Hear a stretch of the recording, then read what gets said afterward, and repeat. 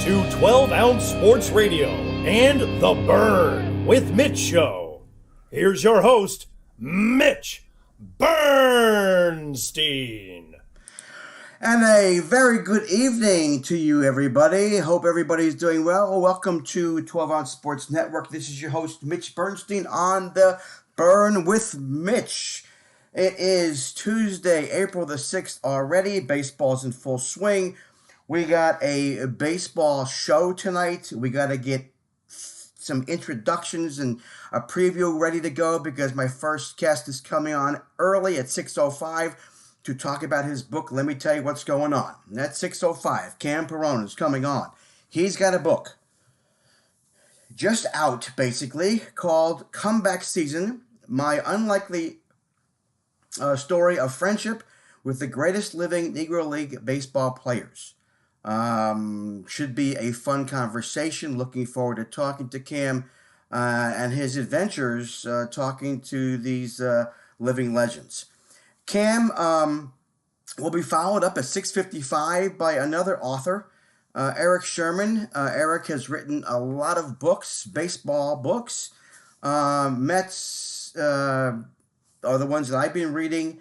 And this one is about the 86 Boston Red Sox. The name of the book is Two Sides of Glory. The 1986 Boston Red Sox in Their Own Words. So he's taken some time to interview a lot of those players who were basically one strike away from winning a World Series with two batters and ended up losing Game 6 in that 1986 World Series to the Mets, and then losing the Game 7.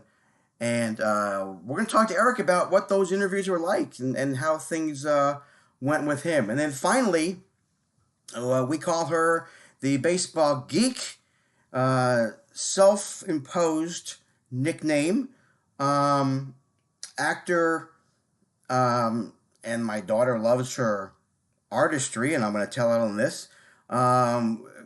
Frequent visitor to MLB Network, and Phillies fan Ellen Adair will be on. I've got some interesting questions for her. I'm going to see if she gets it right. Her husband, Eric, is a Mets fan, so they live together. Curious to know what goes on when the Mets play the Phillies, especially last night. While I was sitting in the stands, those Philadelphia Phillies came back and beat those New York Mets. It was a lovely way to spend an evening, especially the last couple of innings. So that's our show. In between guests, I've got my shout-outs, and we'll be doing some talking about NCAA and do a roundup of NCAA, hockey, basketball, obviously baseball. We'll do a quick review of the divisions as they sit right now with Major League Baseball. And I love MLB on Fox's post the other day where they listed 5 undefeated teams, yet 2 of those teams hadn't even played a freaking game. Now, come on. If you're going to say they're undefeated, you can't just say that because they haven't played anybody at all. They haven't played anybody. They're not undefeated. It's MLB on Fox. Shame on you. That was ridiculous. Really, really stupid. And I'm not afraid to say it. So there. But yes, the Phillies are 4-0. And that's a beautiful thing.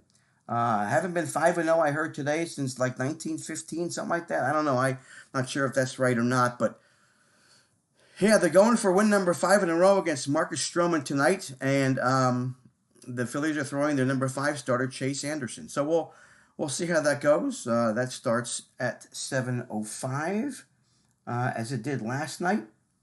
And it's on ESPN. It's an ESPN game. So everybody will be able to watch that if you have ESPN. But coming up, as I said, Cam Perone, my first guest, he went on some adventures, I do believe, interviewing the the living legends of the Negro Leagues.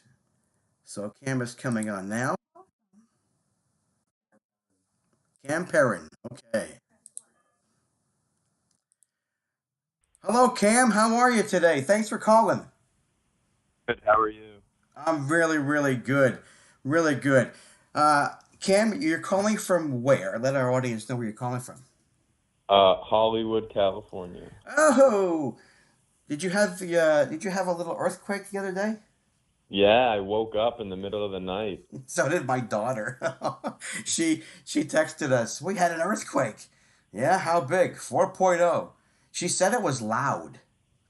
Yeah, I felt the shaking. We've had them before. Yeah. When they happen when I'm sleeping, they're not as noticeable, but I think this one started like in a closer proximity to the LA area. Yeah, Um, yeah. She's in Culver City. Um, gotcha. and I saw the map where they denoted the epicenter, if you will, and yeah, it was pretty close. So yeah, yeah, California people, that's something you love to live with, don't you, Cam? I guess so. I also Yes. love the good weather all year round. Well, yeah. Hello, I shouldn't talk. You're right. I mean, listen, you take the good with the bad, right? Yeah. All right, Cam, you have done something very, very unique. And the first question I told people I wanted to ask you is, how old are you? I'm 26 now. 26. Okay. Um, when I was 26, I was in my own little world of, and we'll stick to baseball, um, with my teams, wherever I was, 60, 65, 75. I was 20, so 81, I was at home rooting for the Mets. Negro Leagues, are you kidding me? What the heck is that? I had no idea. So you've written this book that is out now at the age of 26. I need to know, tell our audience, how how did this all start? It's very intriguing because, and I'll tell you why. And I think you and I have maybe messaged about this before, and why I wanted to reach out to you, because I just found out about the Negro Leagues about a year and a half ago, and it's become one of my really huge interests now. I'm not typically a historian, but when it comes to baseball, as I've gotten older, I've learned to appreciate what came before. Hence, when I found out about the Negro Leagues and how, not necessarily that they existed, but really how good the players were. So I've learned a heck of a lot, and I can't wait to get your book. What inspired you to do this? And I know you started this at what age? 12. 12. So, Cam, tell everybody, how did this all start? So I played every sport growing up. Baseball was really the one that stuck that I played the longest. Going into my fifth grade year of school, the Red Sox won the World Series in 2004, and there was just there was just this spirit and celebration and excitement in all over New England. The Mm-hmm. Red Sox hadn't won the World Series in decades, and as a young fan, a young baseball player, I had watched the team throughout the entire season, and I just really loved the whole story and watching it unfold before my eyes. I began collecting several different kind of Red Sox related memorabilia. There were a bunch of free promos in the Boston Globe. There was a Sunday baseball card set, and some of the local Walgreens and stuff had Mm-hmm. like these Red Sox pins and button sets. So I just began a little small collection, and then a couple of the different players on the team did various meet and greets around the city after the win.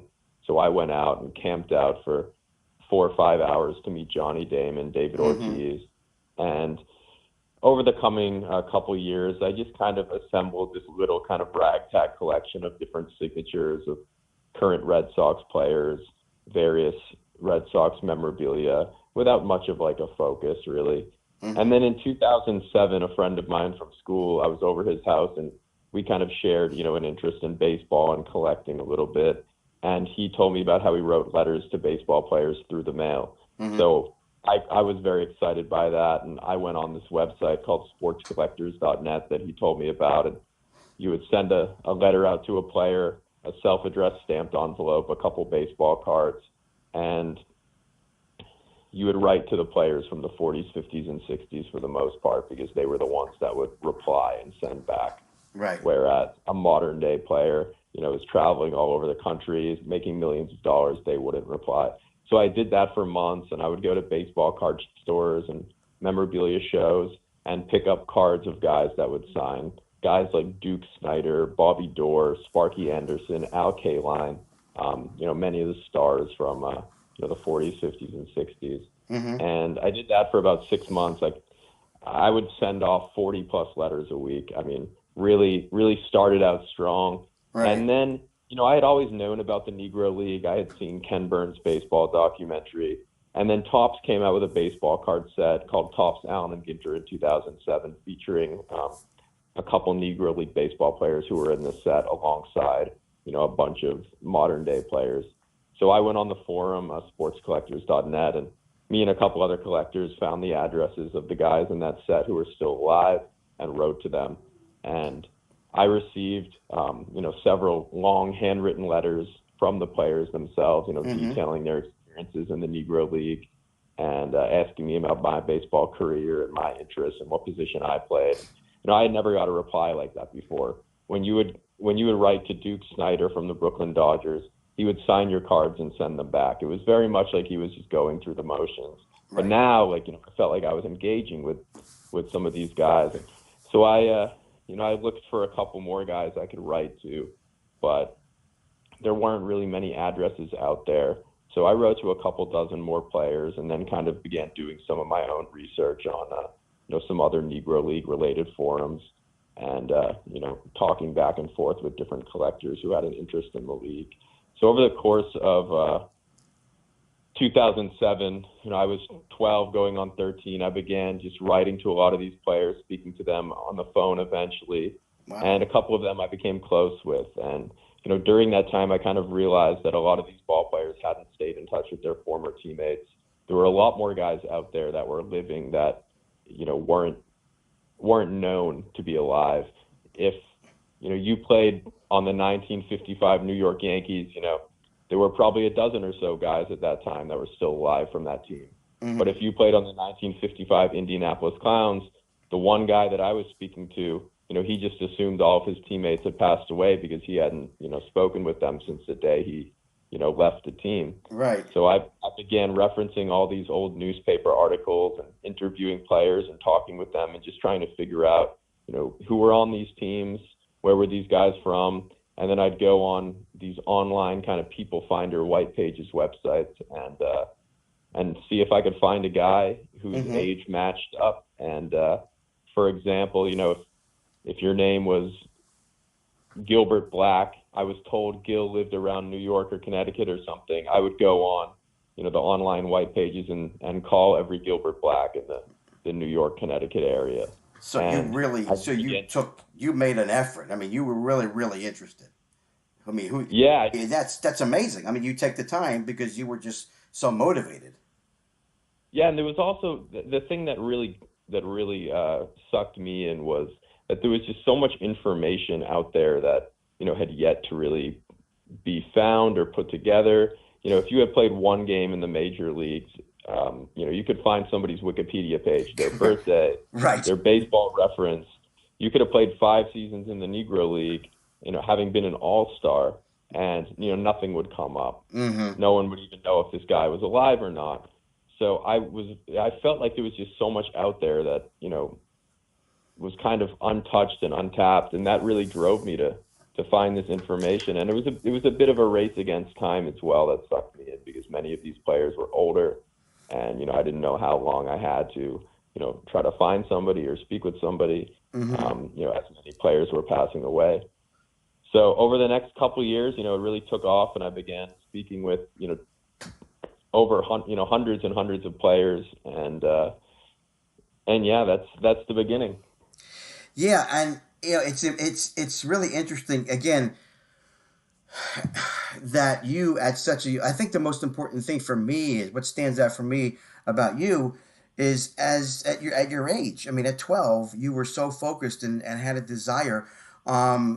when you were growing up, just a question, quick question about your love of history. Are you typically a historian? Have you been? And you were in high school and that kind of thing, or was it because of baseball that this really lit the flame for you? I was never a historian really, and when I started doing this, I was 12. I was in seventh grade. I had collected a variety of different things as a kid: comic books, coins, stamps, things like that. And the history of something that was old and unique and had a story behind it definitely brought me in. But with the Negro League stuff, these players also had a history and a story, and hearing these stories from these guys was the history that sucked me in as well.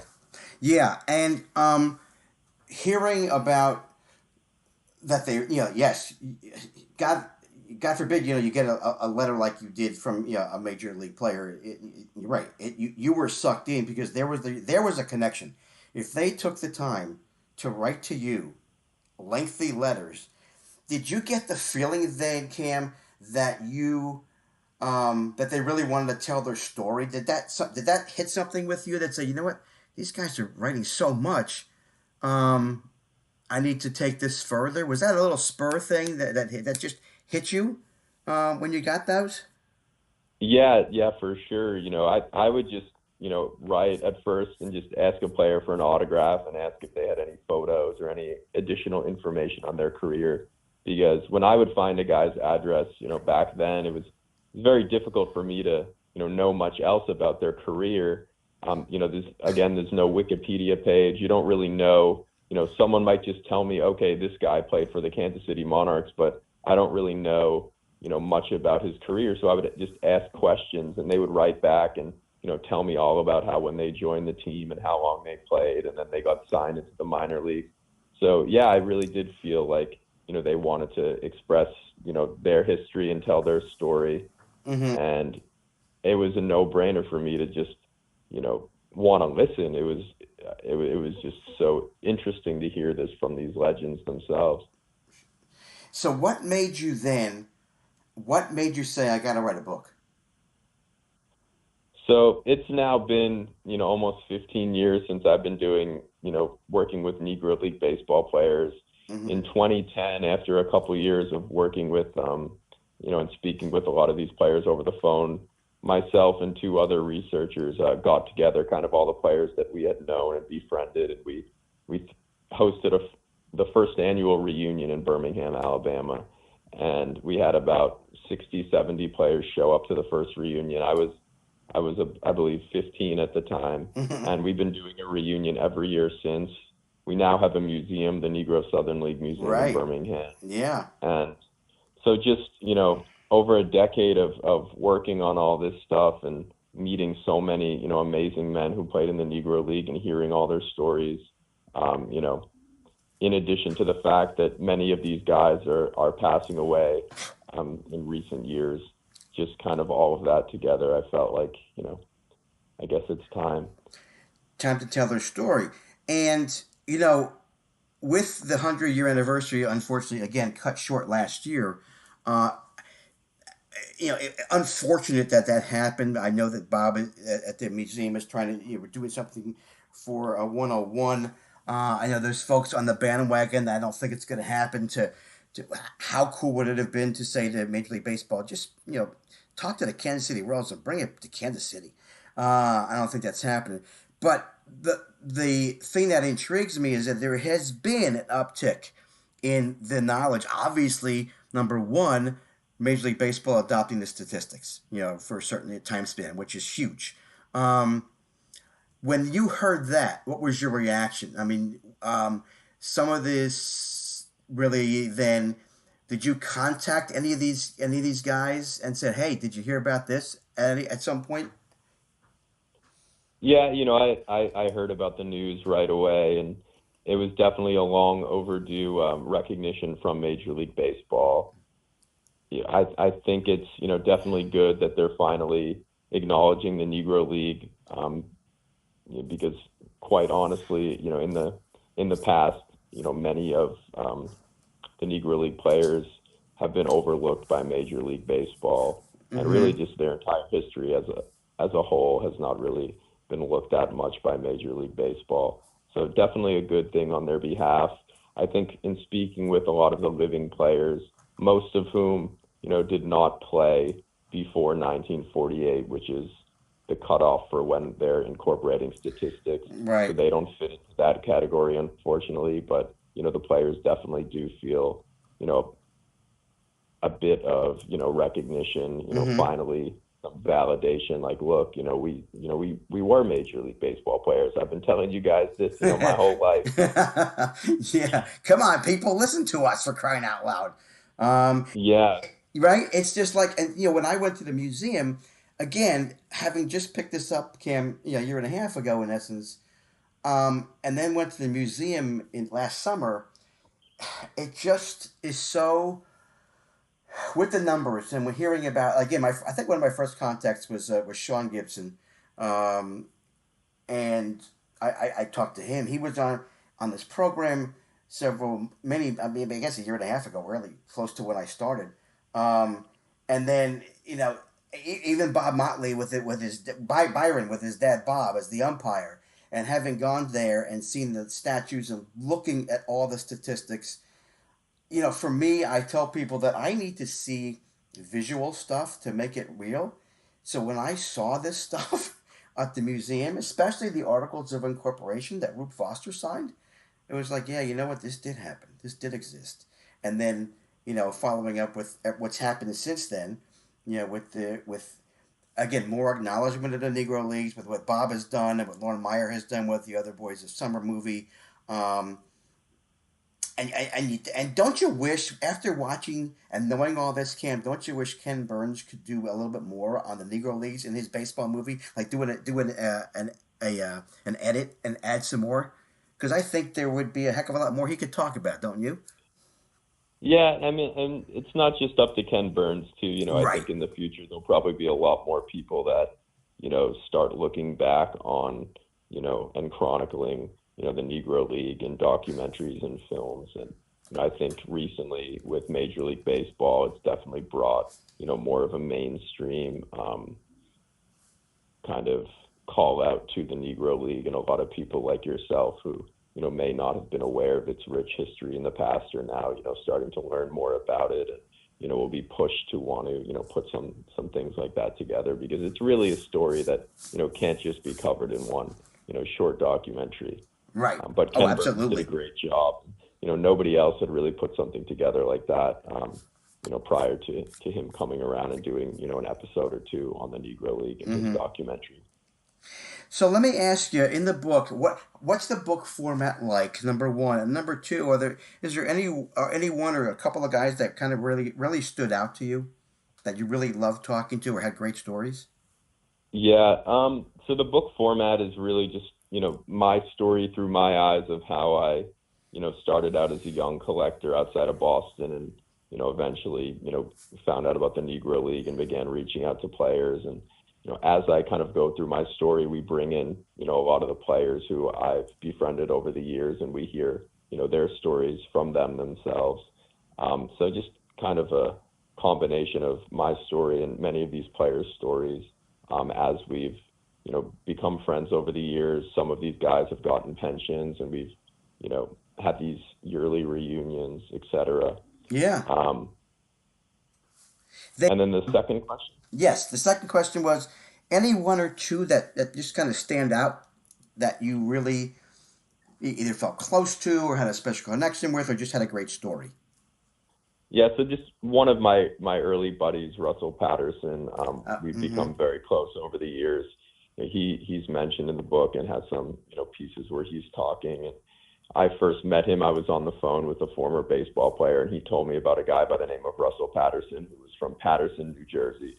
He didn't know if he was still there, and I instantly went on the computer. I was on the phone and on the computer at the same time, and I found a Russell Patterson who used to live in Paterson, New Jersey, and it turns out he was living in South Carolina now. I said, hey, I got to go. I think I found this guy. I talked to Russell, and I believe I was 13 at the time, and we became close, and he's come to all the reunions and joined us on family vacation, and we roomed together. Nice. Oh, that's cool. Yeah, that's and cool. Russell is still, coaching baseball and umpiring. And over the years, I've tracked down, some photos of him from when he was playing with the Indianapolis Clowns and a bunch of stuff that, he had just never seen. And then just on, another guy that comes to mind is the story of Joe Elliott. And Joe Elliott, who's since passed away, was one of those players who, had played 5-6 seasons in the Negro League. But if you were to Google his name, nothing would have come up. Yeah. But he was an all-star, and he was one of the top ball players in the Negro League through the the mid to late 50s, and nobody knew where Joe Elliott was. Right. He all these ball players would always mention him, like, hey, where's is Joe Elliott alive? Like, because so many guys from 1955 to 1960 just knew of him because he was one of the stars in the league at that time. So finally, after us having about 4 reunions in Birmingham, somebody from Birmingham, a local guy who had played semi-pro ball, had said, I think Joe Elliott's still alive. And he was able to kind of do some digging around, and he found out that Joe Elliott was alive in New York, and he was actually working as a security guard at the TKTS ticket booth, which is this big kind of Broadway ticket booth right in the heart of Times Square. Right. And within a matter of days, we got in touch with Joe Elliott, and Joe Elliott, we realized that he qualified for a pension. And these pension programs, it's a program started by Major League Baseball where you can get $10,000 a year if you have played 4 or more seasons in the Negro League, as long as you can verify it with primary source documentation such as newspaper articles. Right. So in my first phone call with Joe Elliott, I said, Joe, I'm Cam. I'm a baseball researcher. By the way, you qualify for this pension, and we have all the articles. And within a matter of a week or two, Joe Elliott got a check for, well over $100,000. And he ended up coming down to Birmingham, and the story's not over yet. So he comes down to Birmingham, and we go into this local Alabama news station to do an interview. And Joe Elliott we do a story, me and a couple of my research colleagues alongside Joe. And immediately after the interview hangs up, this woman calls my research partner, Dr. Ravel, and says, Joe Elliott's my dad. Turns out Joe Elliott had a kid when he was living in Alabama many years ago, and, he didn't know anything about it.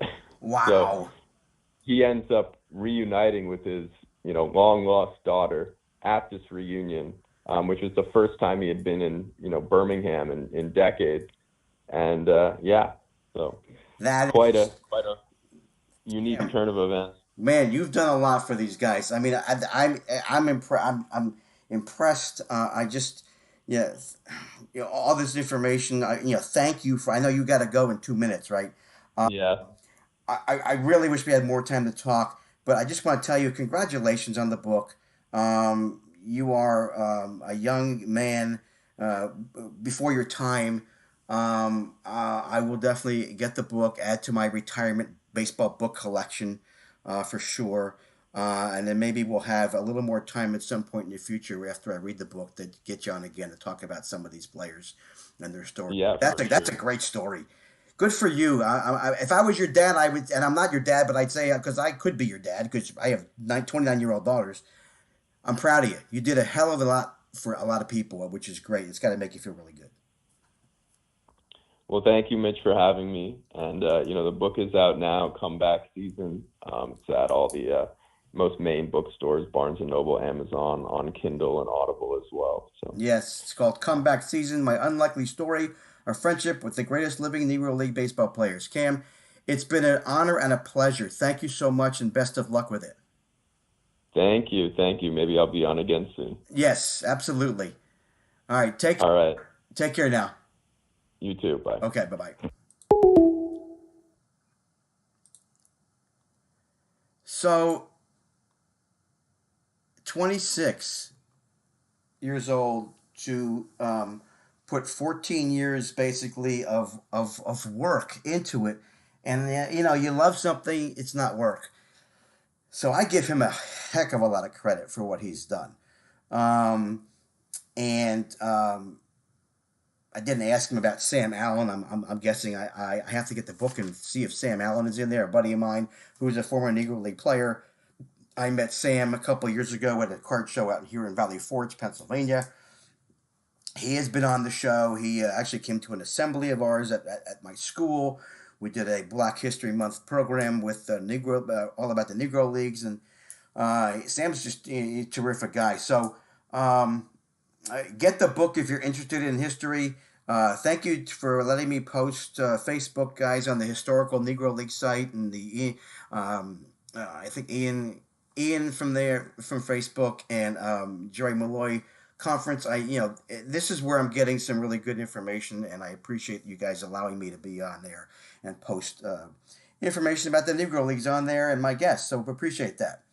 All right, so it is now 6:30, and it is time for my shout-outs. I've got 2, and if my family is listening, they'll probably make me text me and tell me I have others. Go ahead, family, text me if I forget anything. But first, I met a Twitter friend who was a Phillies fan last night, Andrea Limchuk. Andrea, it was great to meet you. I hope you're listening. Thank you so much for reaching out, and she is the first Twitter Phillies friend I've met on Twitter that I've actually got to meet in person. So that was fun. And then last night at the ballpark, standing in line for a Tony Luke's cheesesteak, the gentleman behind me with a buddy of his, we got into conversation, which is what I pretty much do anyway if I see somebody wearing a Mets hat and, pick up some things. So my new Mets buddy, Scott, and I were talking about Tony Luke's and the Mets and the Phillies. And I was, we were kind of pretty sure that, it was going to be a hard game for the Phillies to win with DeGrom on the mound.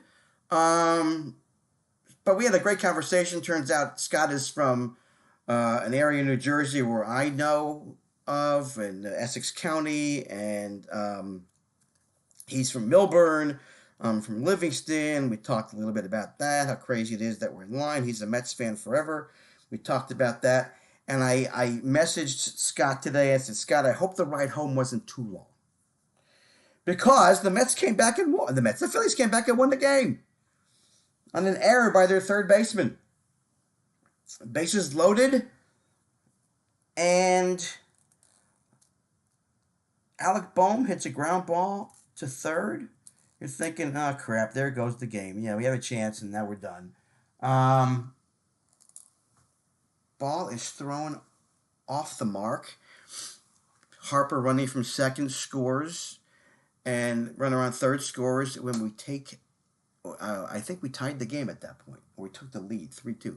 I forget. I was too excited to figure out what the heck is going on. So that was kind of fun. Sorry, Scott, didn't work out for you, but what the heck? This is baseball, right? We talked about, what's going to happen with this division. We talked about it for a long time leading up to the season starting on this show, and it's a crapshoot. Right now, the Braves are winning 5-4 over the Nationals. And let's see, I'm looking to see if Miami is playing tonight. I mean, this division, the Phillies are, and we're going to get into this a little bit later, but I guess we'll bring it up now. So I'm looking at Miami's 1-3, the Braves are 0-3, swept by the Phillies over the weekend. The Washington Nationals are undefeated. MLB on Fox, stop. You heard me rant already on that. They might lose tonight. They'll be 0-1. Phillies 4-0. So it's going to be a fun season. I think it's all going to come down to injuries. If the team that stays healthy is going to have the best chance to win the division. Okay, we're going to take a 2-minute break.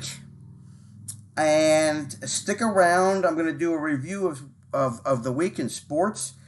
6:55, my next 2 guests, you don't want to miss. Whether you're a Boston Red Sox fan or not. New York Mets fans, yes, maybe. Because, we're talking about the Red Sox who lost to the Mets in 86. Eric is coming on at 6:55 to talk about his book about the Boston Red Sox, 1986 Boston Red Sox, in their own words. Two Sides of Glory. I'm going to ask him what the two sides are. Is that I got to ask him about that. I have that as a question for him. And then at 7:25, I called her the incomparable baseball geek, Phillies fan, Ellen Adair, actor, crazy Phillies fan. She's coming on at 7:25. I got some great questions for her. We're going to have a nice conversation about some players. And then the biggest thing is I'm going to ask is,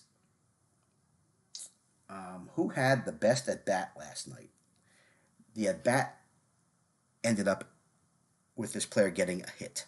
So we'll see if she comes up with it. I will be shocked if she doesn't. Let's put it that way. That's how much she watches in detail baseball. All right, so we're going to take a quick 2-minute break. Stick around, go get something to drink, get a little snack, and we'll be back with my sports roundup. And we'll talk to you in 2 minutes.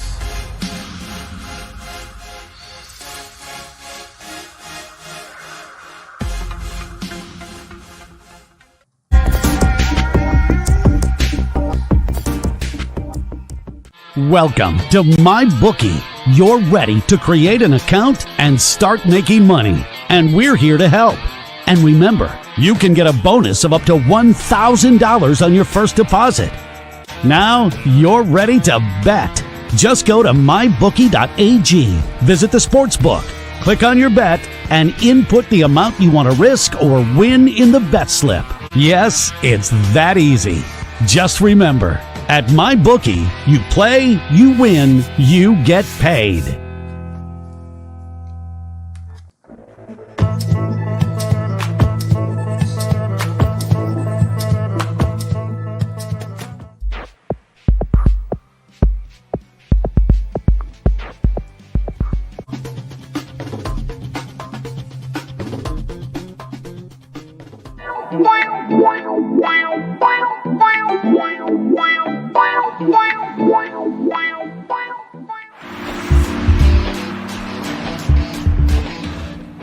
Change your game with the all-new Pro Rock Hockey Stick, a Canadian company providing a top-of-the-line twig at an affordable price. Pro Rock sticks are extremely lightweight, balanced, and provide the perfect kick point. Get your fully customized stick today at ProRock.com. Play like a Pro Rock.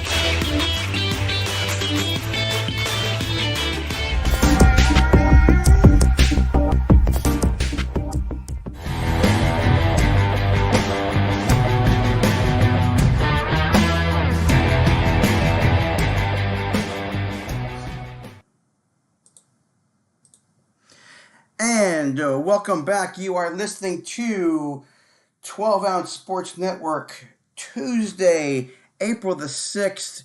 You are listening to The Burn with Mitch and your host, Mitch Bernstein. Well, I'm glad you're here. Another couple of guests coming on, as I said. But first, let's do the little weekend review here. So we had some NCAA tournaments. I won my pool for the first time. Now, there's no money involved, unfortunately. But I won the pool. I get bragging rights. I hadn't won it ever. About 10, 12, 15 freaking years. And finally, I won. Now, we haven't put any money on it lately. So it's not that I won and I didn't get any money. We all agreed, though, next year, family, we're going to put some money on this. I'm going to defend my championship with getting some cash as a reward. So how about that game last night? Baylor, I didn't get to see it because I was at the game, Phillies game. But I checked the score early. I mean, there may have been 5 minutes gone, or 7 minutes gone. It was 16-4. I was like, wow, Gonzaga, are they gonna come back at this? And I kept checking back, and it became like a 16-point lead. I'm thinking, okay, I'm winning this thing. The reason why I say I was winning, if Baylor won, I won the pool. If Gonzaga won, somebody else was going to win. So I kept looking back, and then at halftime, it was a 10-point lead. I'm thinking, okay, Gonzaga's coming back. We'll see what happens.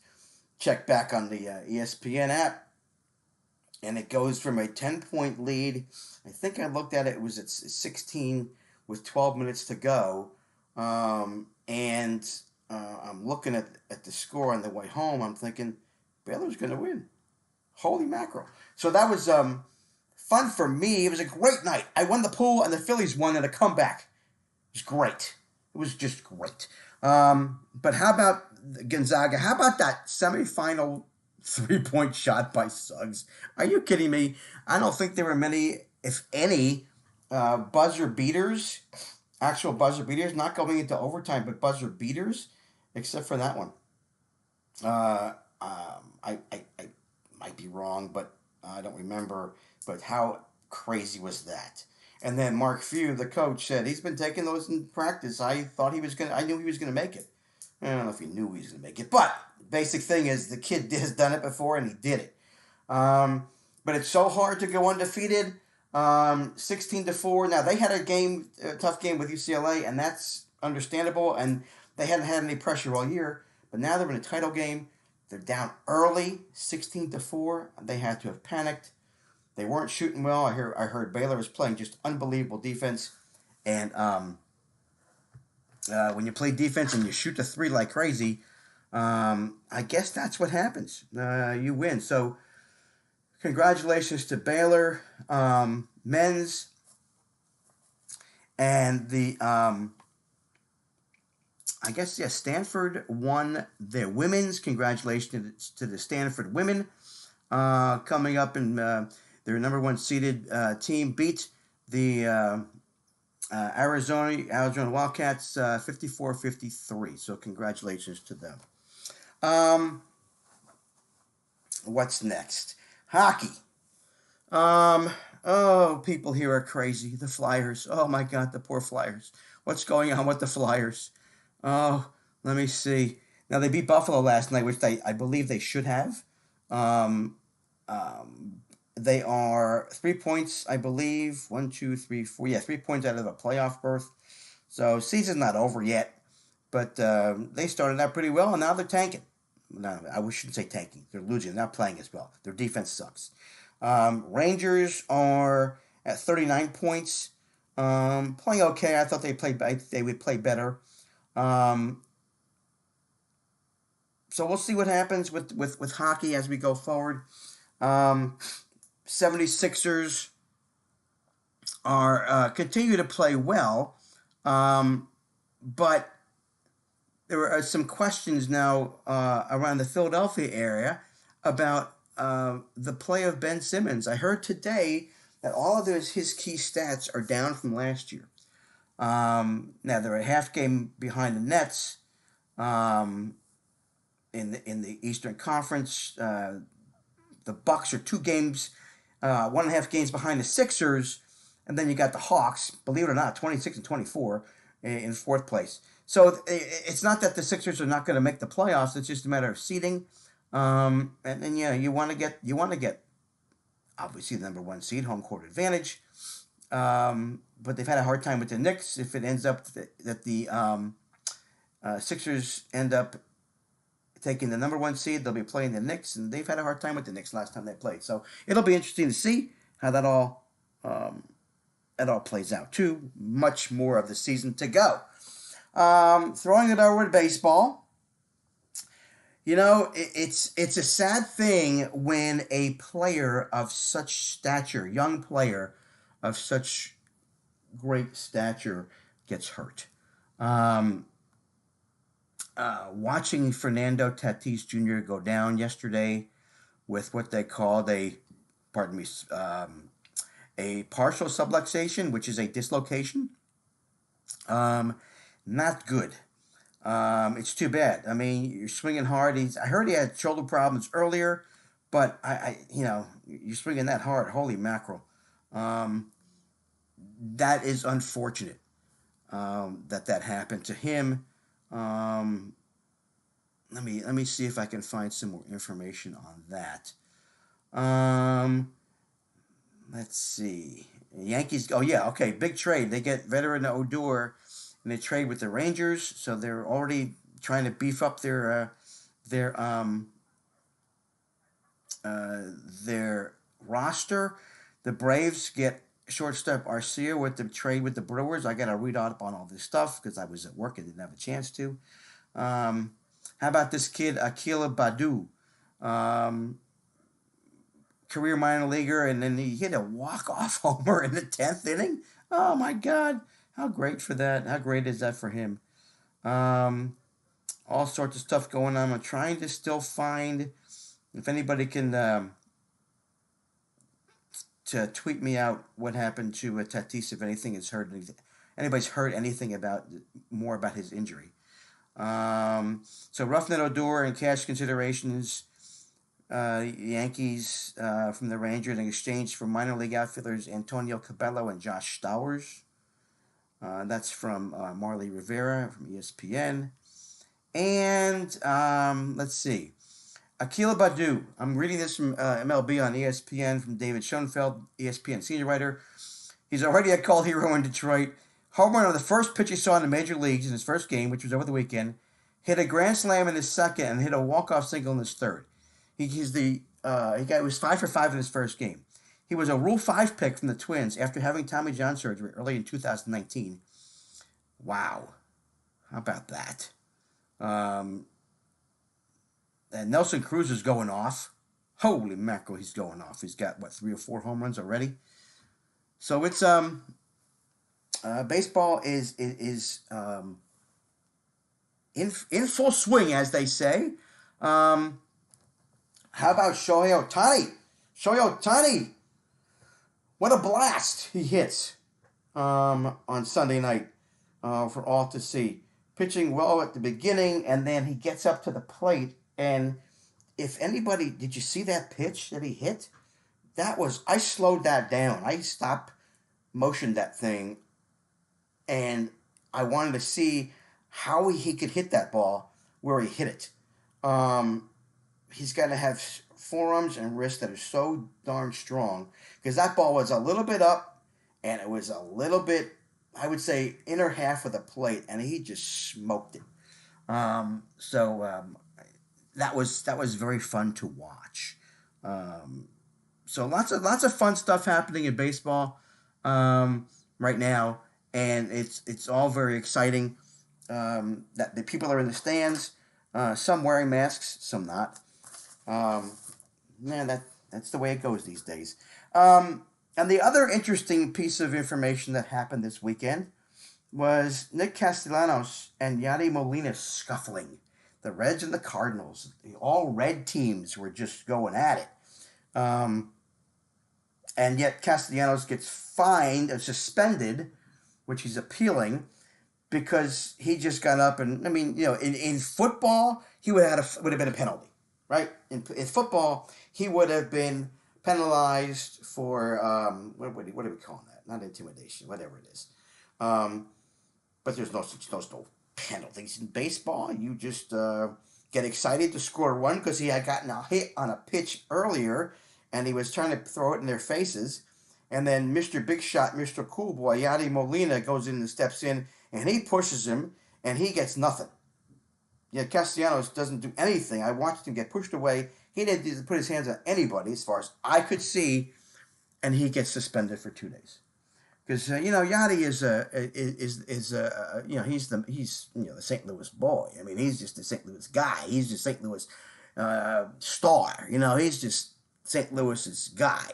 So don't mess with Yadi, because Yadi, it's like Sidney Crosby. God forbid in hockey you knock Crosby on his ass, you'll get a penalty, and then everybody go start crying. Give me a freaking break. You know what?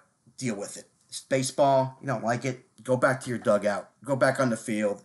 Maybe next time, maybe you get him out next time. Okay? Stop complaining, because people are excited. It's ridiculous. And then when one gets penalized and one doesn't, ridiculous. So that's my thoughts on that whole mess. All right. So in 5 minutes, just a quick review.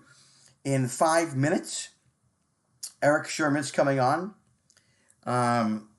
Eric Sherman, let me get you the books that he's written, because Eric is just a man, an author that has written a lot of freaking books. Okay, so let me go back to. All right, so here we go. I got all his books up here. Starting in 2004, it's called. Is that his book? I don't know this. Let's start with the baseball books. Out at Home, the Glenn Burke story, and we talked about that last week with the author of another book by him that came out, Andrew Moranis, about the Glenn Burke, first openly gay player in baseball. So Eric wrote that in 1995.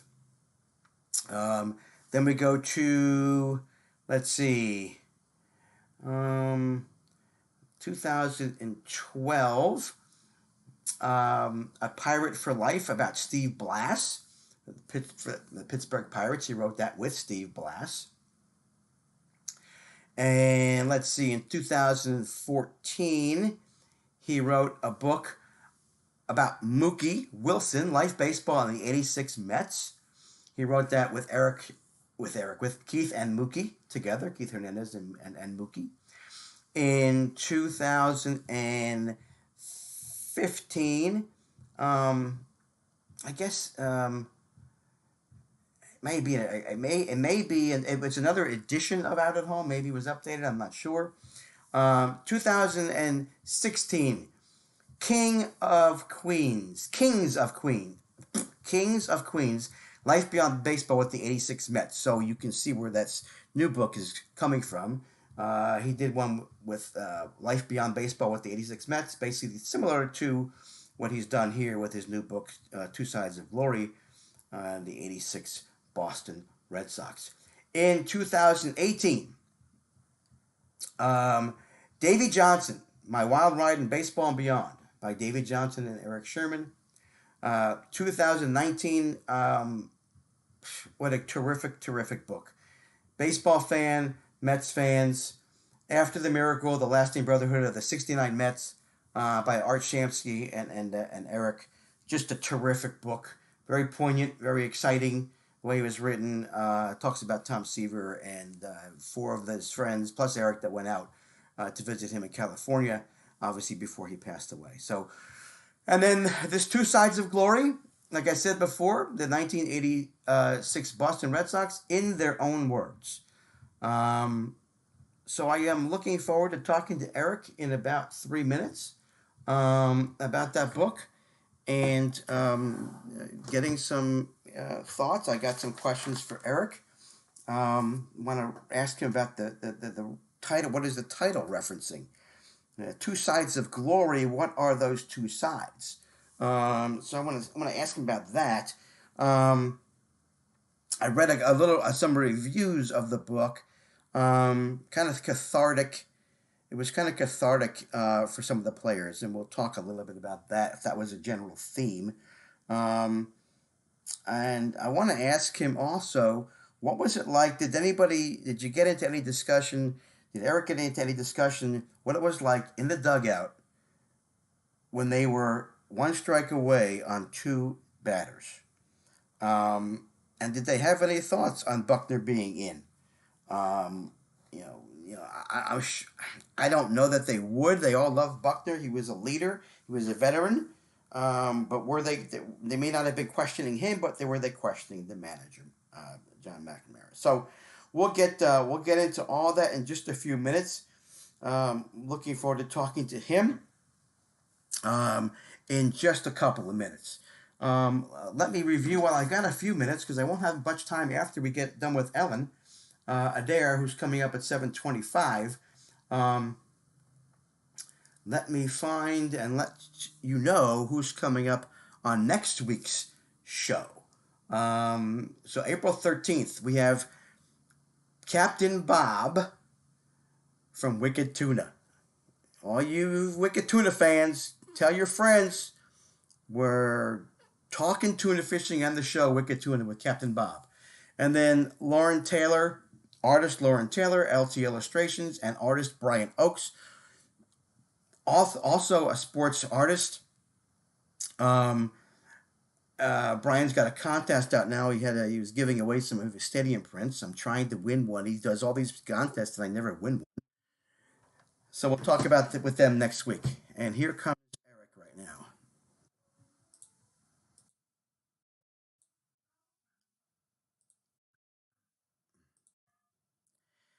Eric, this is Hey, Mitch. How are you? I'm doing well, Mitch. How are you? I'm doing good, doing good. How are things where you are? Have you gotten any kind of shot yet? Yeah. I got my J&J on Friday, so Oh, good. I've got another week or so, and I'll be in the clear. How about yourself? Yeah, I got my first one 3 weeks ago. It was the Pfizer. My second one's next Good, Monday. And good. yeah, and my wife got her second Moderna today.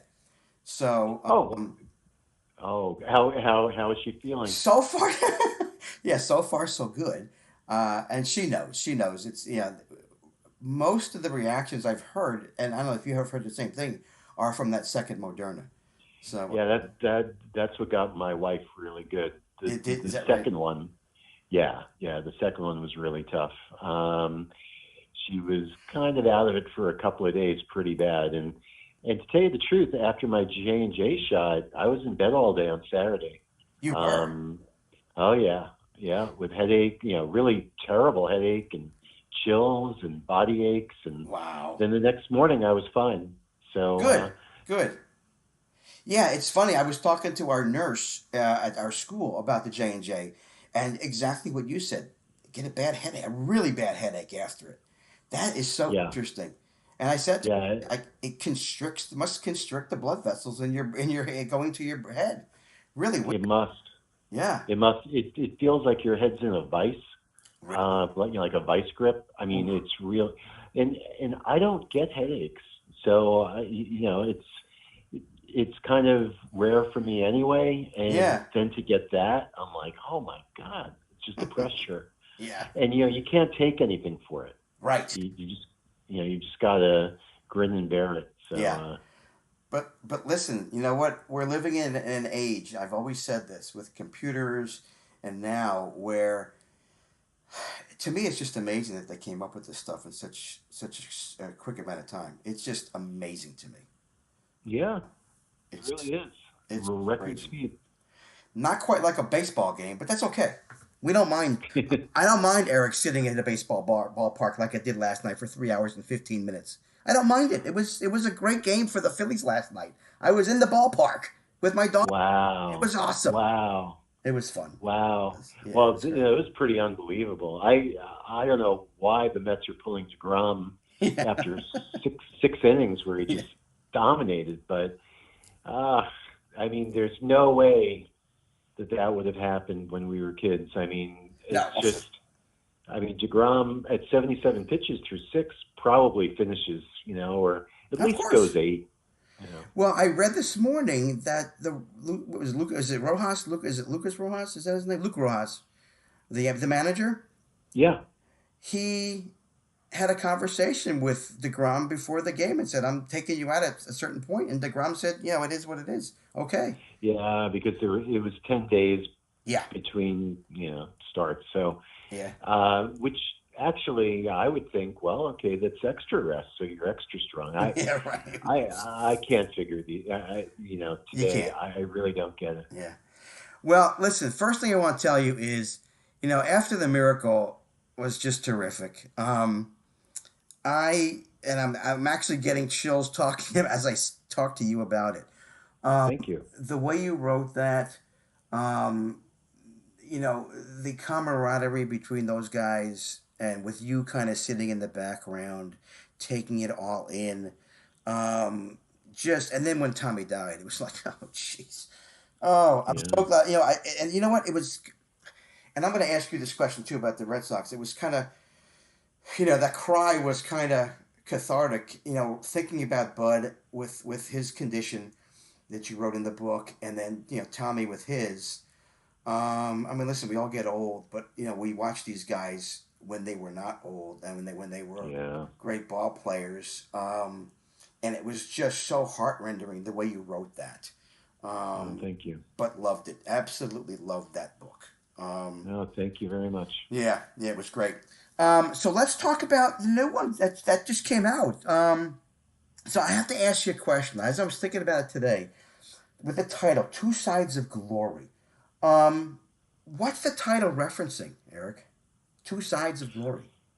Well, it's a book about the '86 Red Sox, and no team in the history of baseball had the highest of highs and the lowest of lows within such a short period of time in that October. I mean, they were one strike away from elimination against the Angels, and they miraculously they come back and they take the lead. Then the Angels tie it, and then the Red Sox win it in the 11th, and then they go back to Boston and win the next two. I mean, it was literally, the fans were ready to pour on the field. The police were in the Red Sox dugout with riot gear, ready for the surge of fans in Anaheim. And then a little less than 2 weeks later at Shea Stadium, the Red Sox are one strike away from eliminating the Mets. Then the Mets basically pulled off the exact same thing the Red Sox had done. And then in Game 7, of course, the Red Sox take a 3-0 lead with Hurst on the mound, and Hurst going for his third win of the World Series, and the Mets come back again. And, so Two Sides of Glory is really about the winners, which were the Red Sox in the ALCS, and then the losing side, which the Red Sox were in the World Series. Yeah. Yeah. I mean, I remember, Eric, I was on a cruise at the first game, and I'm a Mets fan at this time, and I'm trying to get it on the TV in the hotel room that night before we leave the port. And I'm in Miami, and I can't get it on the freaking TV. It's like, and then my wife gets ill, and I'm like, oh, this is not good. No. And then we go on the cruise, and obviously, 86. What? Cell phone? No. No. You have to wait for the paper the next day to see what happened, or talk to somebody who knows about what happened. And we get back, and we go to my sister's wedding. When we got back, and yes, I'm watching this Game 6, my parents' den.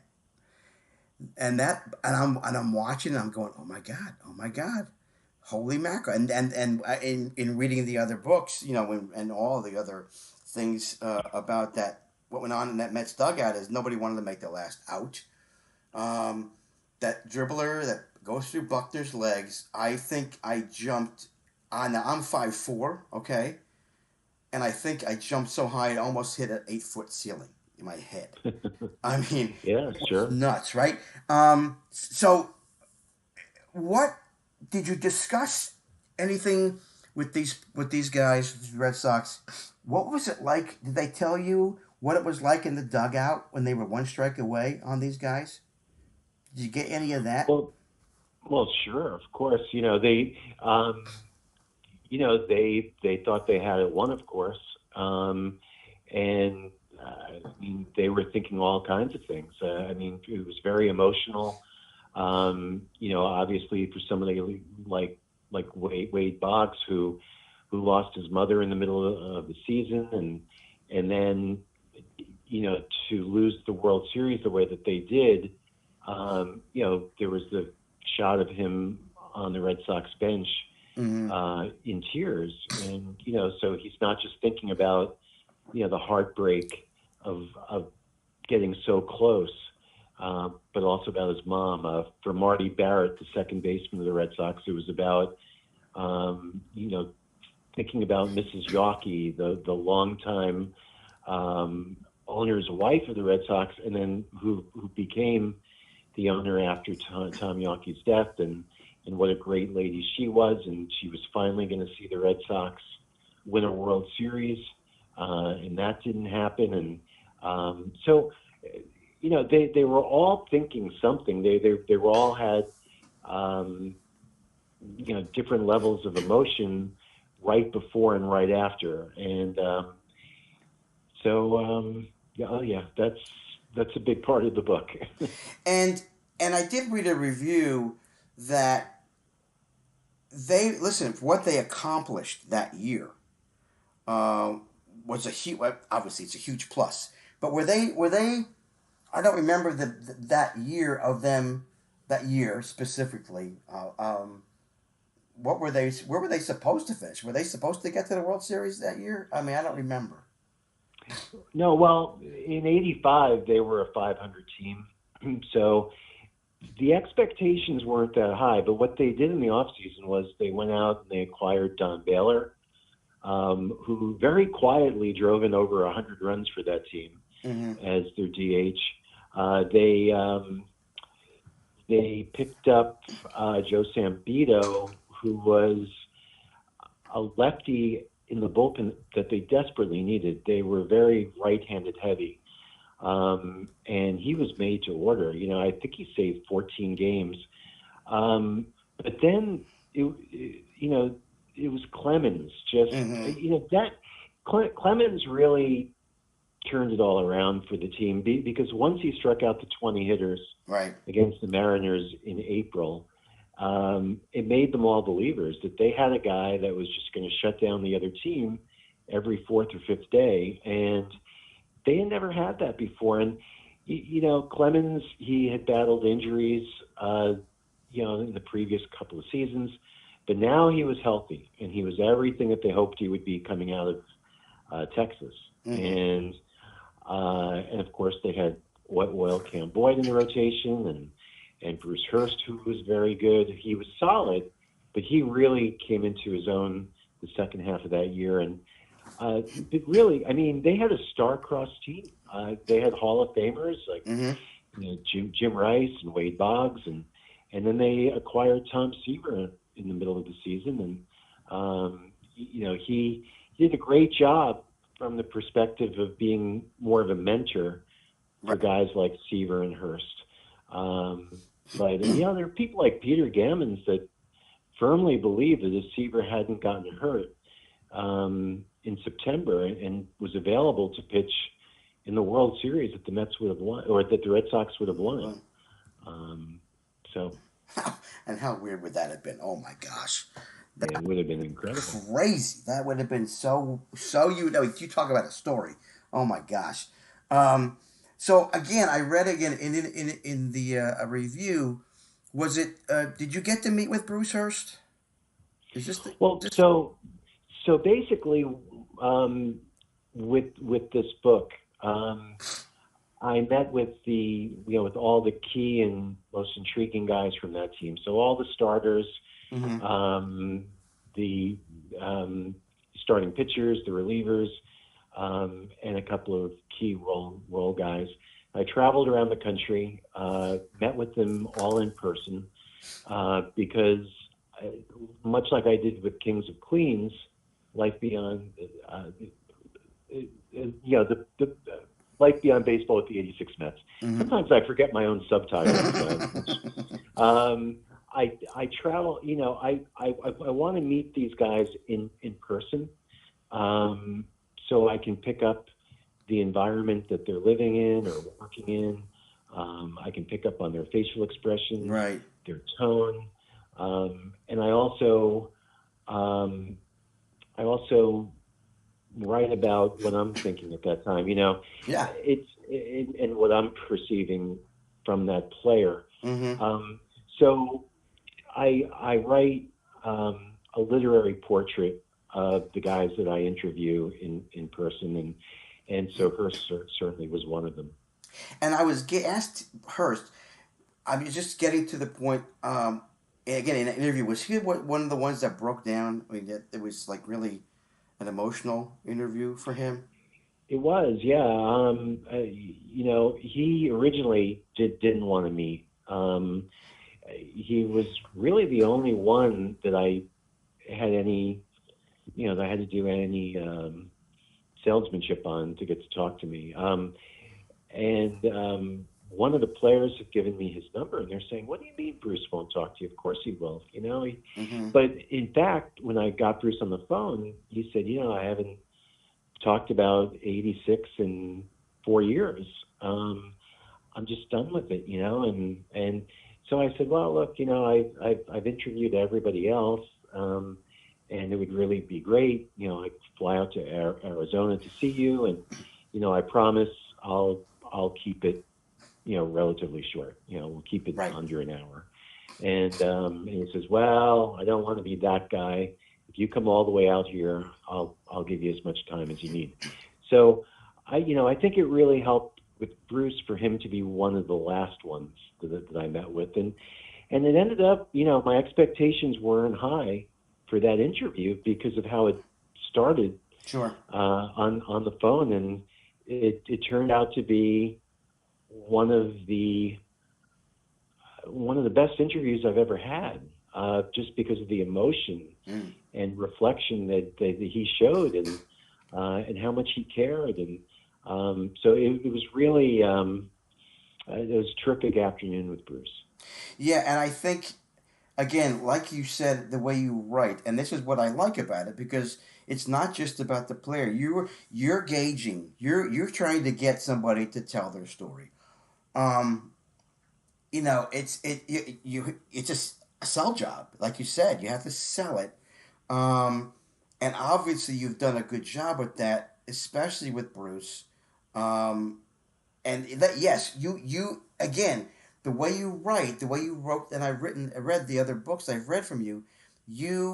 I can see that. I can see you really reading the players, their eyes, their, like you said, their facial expressions, because you can gather a lot more information on their body, maybe their body position, right? Are they crossing their legs? Are their hands up crossed over their chest? Or are they wide open? And then, tears start flowing. So that's, I think, I know that I will tell people, this is why you need to read Eric's books. It's because it's not just about the player. You go into a little more detail, if you will. That's right. On stuff. So and that's what's very important. Reading about people, especially those of them who we watched, whether you are a Boston fan or a Mets fan. Okay, now that we're all older and have gone through this time, and we're happy if you're a Mets fan that they won. How cool is it? I mean, I speak for myself, obviously, to want to get the other side. And the other side, the near miss in this case, it's not written about, and I think that this book, I thought Kings of Queens, for this type of book, that was about as interesting as it got, and it's all because of the players, and what they have to say and what they lived, but I must say on many levels, the '86 Red Sox story is more interesting because of what they had to try to overcome. With the Mets, I mean, I guess you could say in Game 6 of the NLCS against Houston, it wasn't looking good. I mean, they were up against you got that Nepper, I think it was, and they were down 3-0 in the ninth, and they come back, and then they go back and forth. It goes 16 innings, and I was there for that. I was there for that. I'm sorry? I was there for that game. Oh, you were in Houston? I was in Houston at the time, yes. Wow. Well, it must have been incredible. Oh, my God, yes.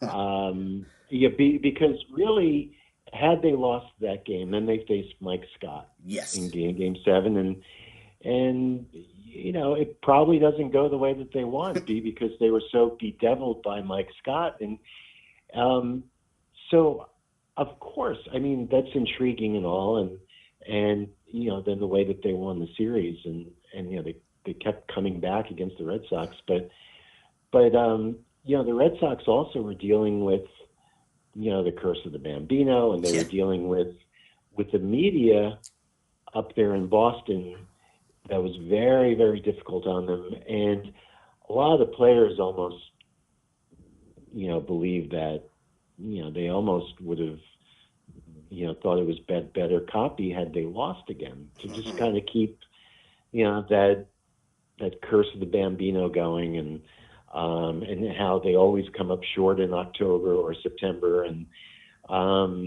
so there was a lot going on there. Mm-hmm. And so I thought it was a compelling story to write about and to meet with these guys. And I wasn't disappointed, that's for sure. And, Yeah. and there's a lot of mysteries uncovered,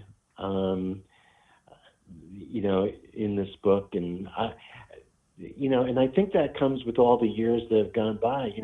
Guys are more open than they used to be. They're largely in their mid 60s now, Yeah. or even early 70s. Right. Yeah.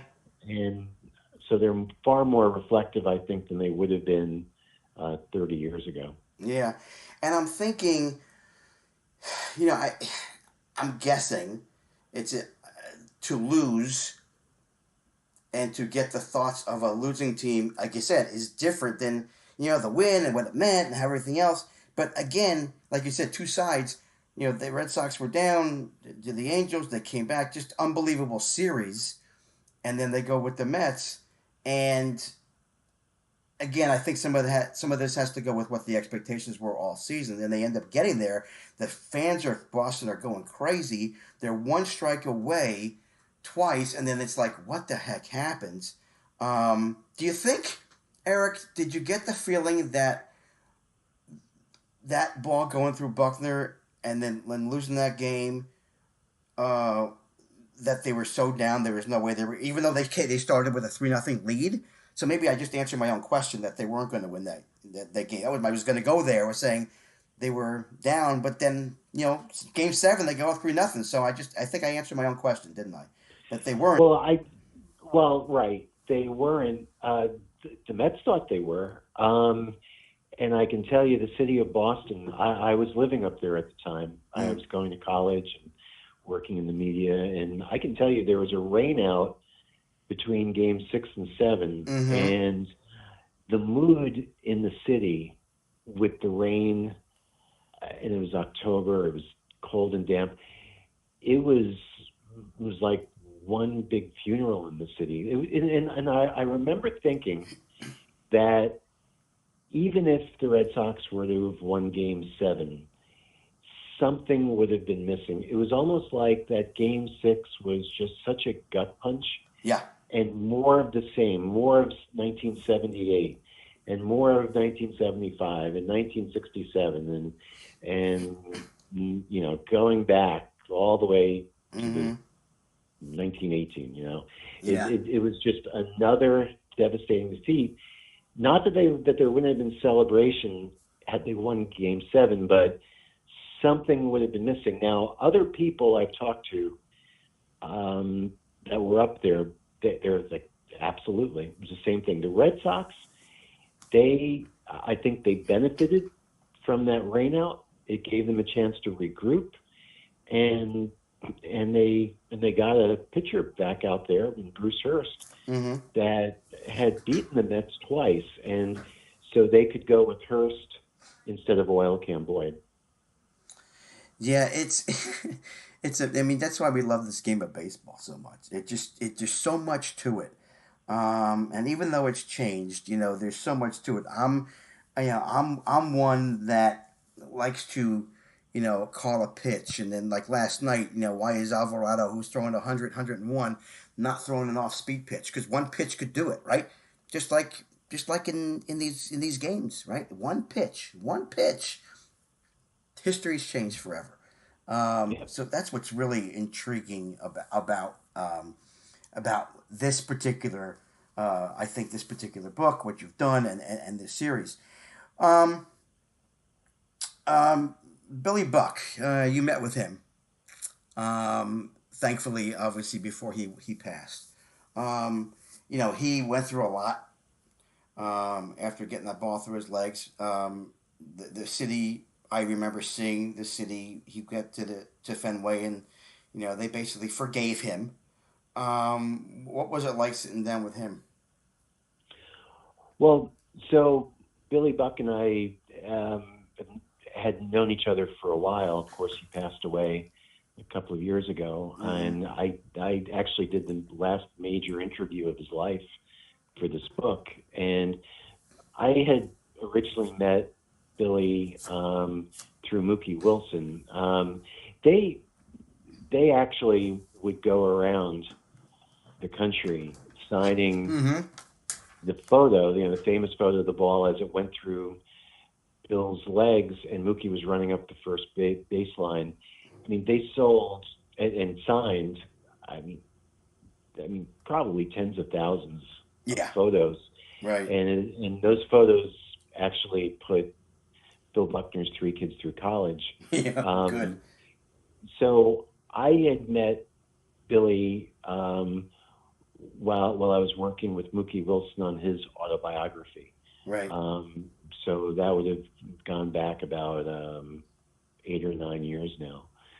So I had a history with him, and Bill and I, we hit it right off. In fact, we had talked about we talked very seriously about collaborating on his autobiography. In fact, I did a book proposal, and we talked about it, but he just ultimately decided it would be too painful to do all the shows to promote it. And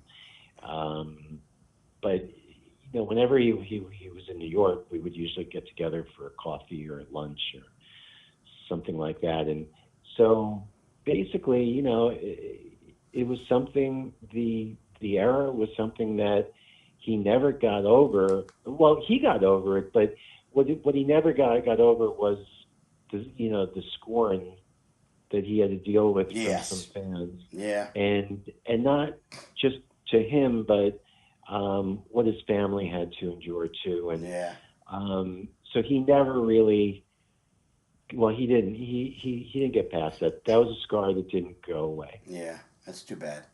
It's too bad.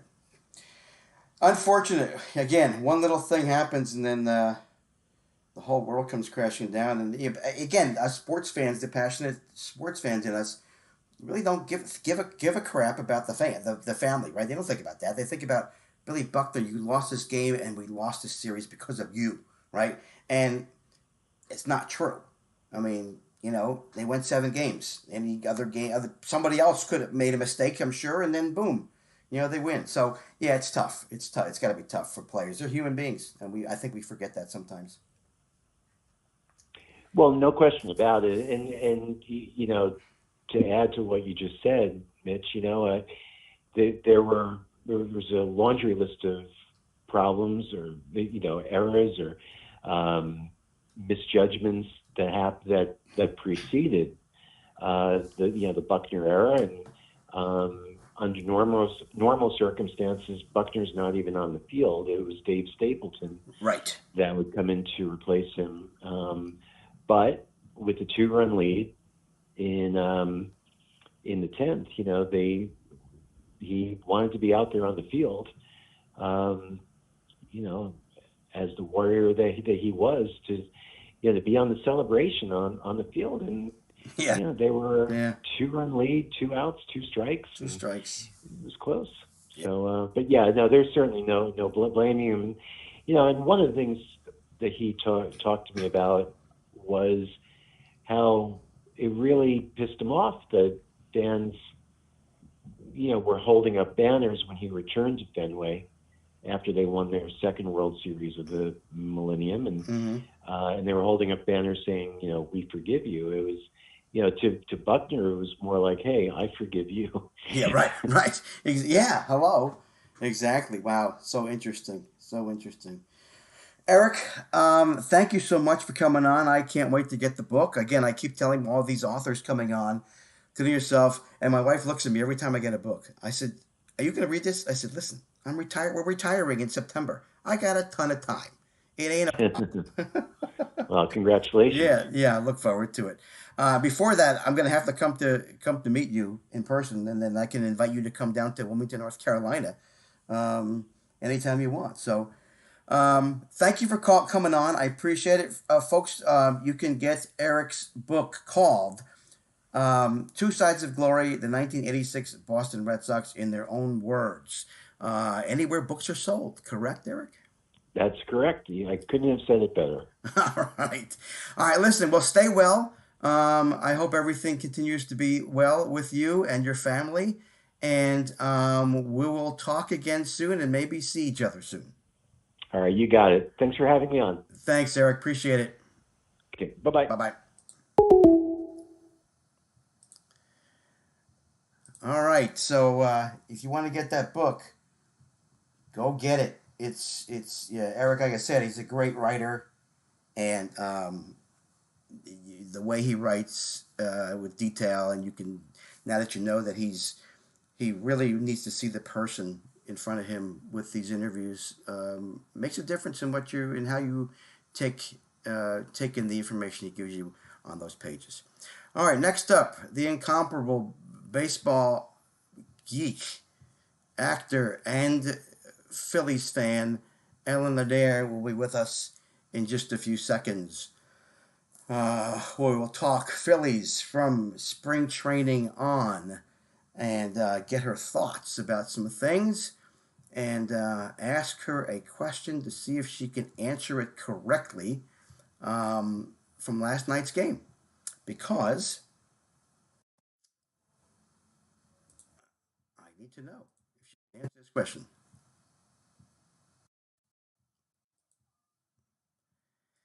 Ellen, how are you? This is Mitch. Hey, Mitch, I'm well. How are you? I'm good. Hey, first question I must ask you is, how is your mom? She's good. Good. Good. Has she gotten any vaccines yet?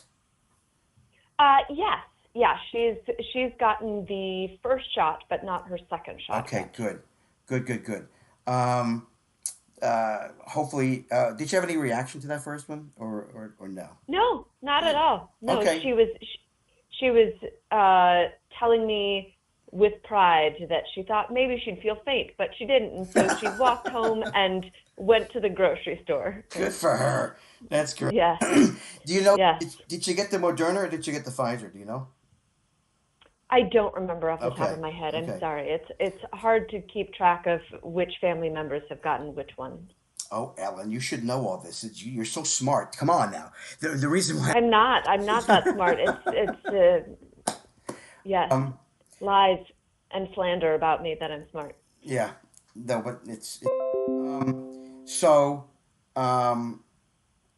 Yeah, my wife got her second Moderna today, so hopefully we will. That's the one that's been giving everybody that reaction after that second shot. So we'll see Yes. with her. Yeah, I know that my father and my stepmother got the Moderna, and I know that my husband also hasn't gotten his second shot yet, but is Okay. in line for the Moderna shot, and so Okay. yes, we Yeah. will see. Absolutely. Listen, I just told Eric Sherman. I tell folks, we're living in a day, with obviously I'm always amazed with technology and what's coming up. Having grown up in the '60s with landlines and everything, and then coming up with this vaccine in such a short amount of time, to me is just the scientists. The science is amazing. So it's we're lucky in that sense. Unlucky for when Yes, it happened, hooray, right? science. You know what? Exactly. All right, let's get into the non-science, because we're not talking analytics here, my friend, of the Phillies. So I want to go back to with you and your thoughts about the offseason. So I want to start off first with your thoughts when you heard that Dave Dombrowski was coming on board. Well, at the time, I felt mostly relief. Many people say that joy is actually, like, much part of joy is just relief and sort of like the absence of pain. And I think that that was my number one reaction to Dave Dombrowski being brought on, because I was just like, oh, great, there's somebody, like a grown-up is going to be in charge. I love that, yeah. Was the feeling that I had at the time. And also, like, they found somebody was half of the relief.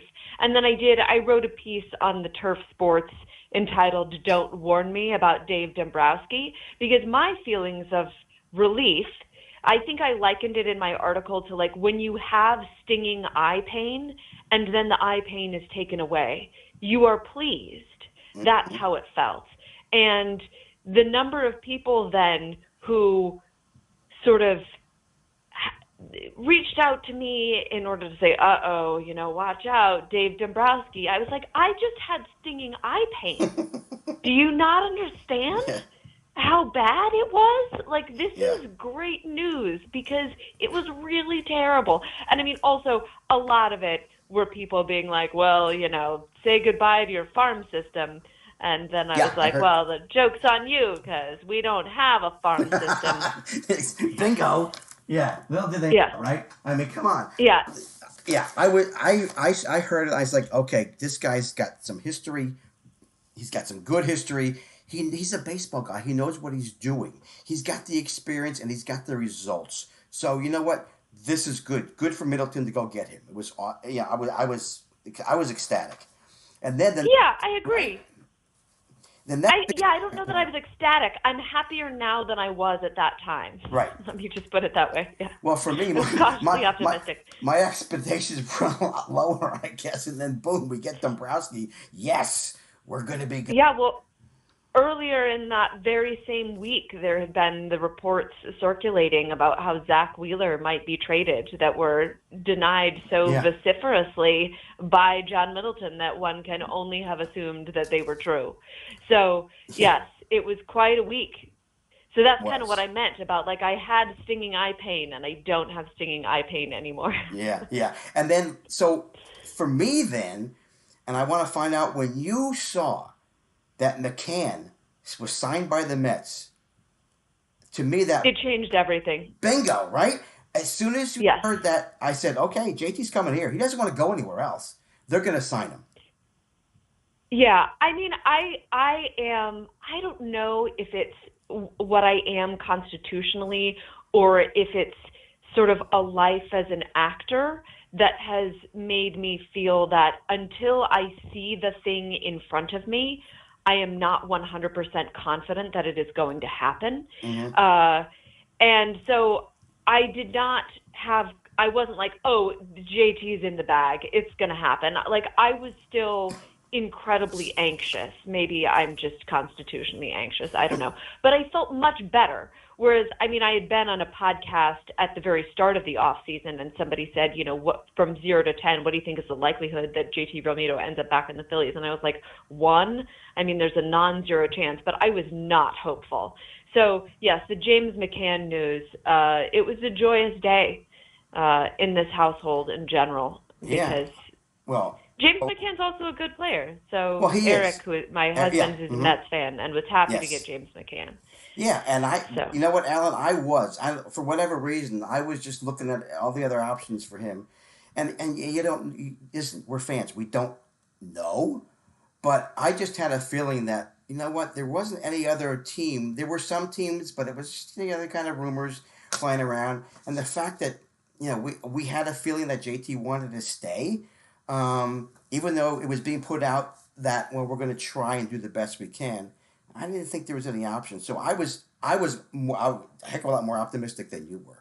So, Yeah, I think then the second sort of turning point for me was when the Blue Jays signed George Springer, because I thought if they don't get Springer, they might turn to Realmuto. Mm-hmm. But they got Springer. And so I thought, okay, this is probably going to happen. But then there were the last minute, rumors that he might go to the Braves, in which case I would have killed myself. Like, of all teams, that would have been the worst. Not good. Yeah, but we got him, and it's a beautiful. But we got him, and now we have Didi, and they got Didi to sign, and then we got Archie Bradley, and. Holy mackerel. I mean, not that he's the grand savior, but how about this bullpen, Ellen, the last several games? Well, gosh, I mean, it's looked incredible. Obviously, I think that over the course of the season, we're probably not going to get the kind of results from the bullpen that we've gotten over the first 4 games.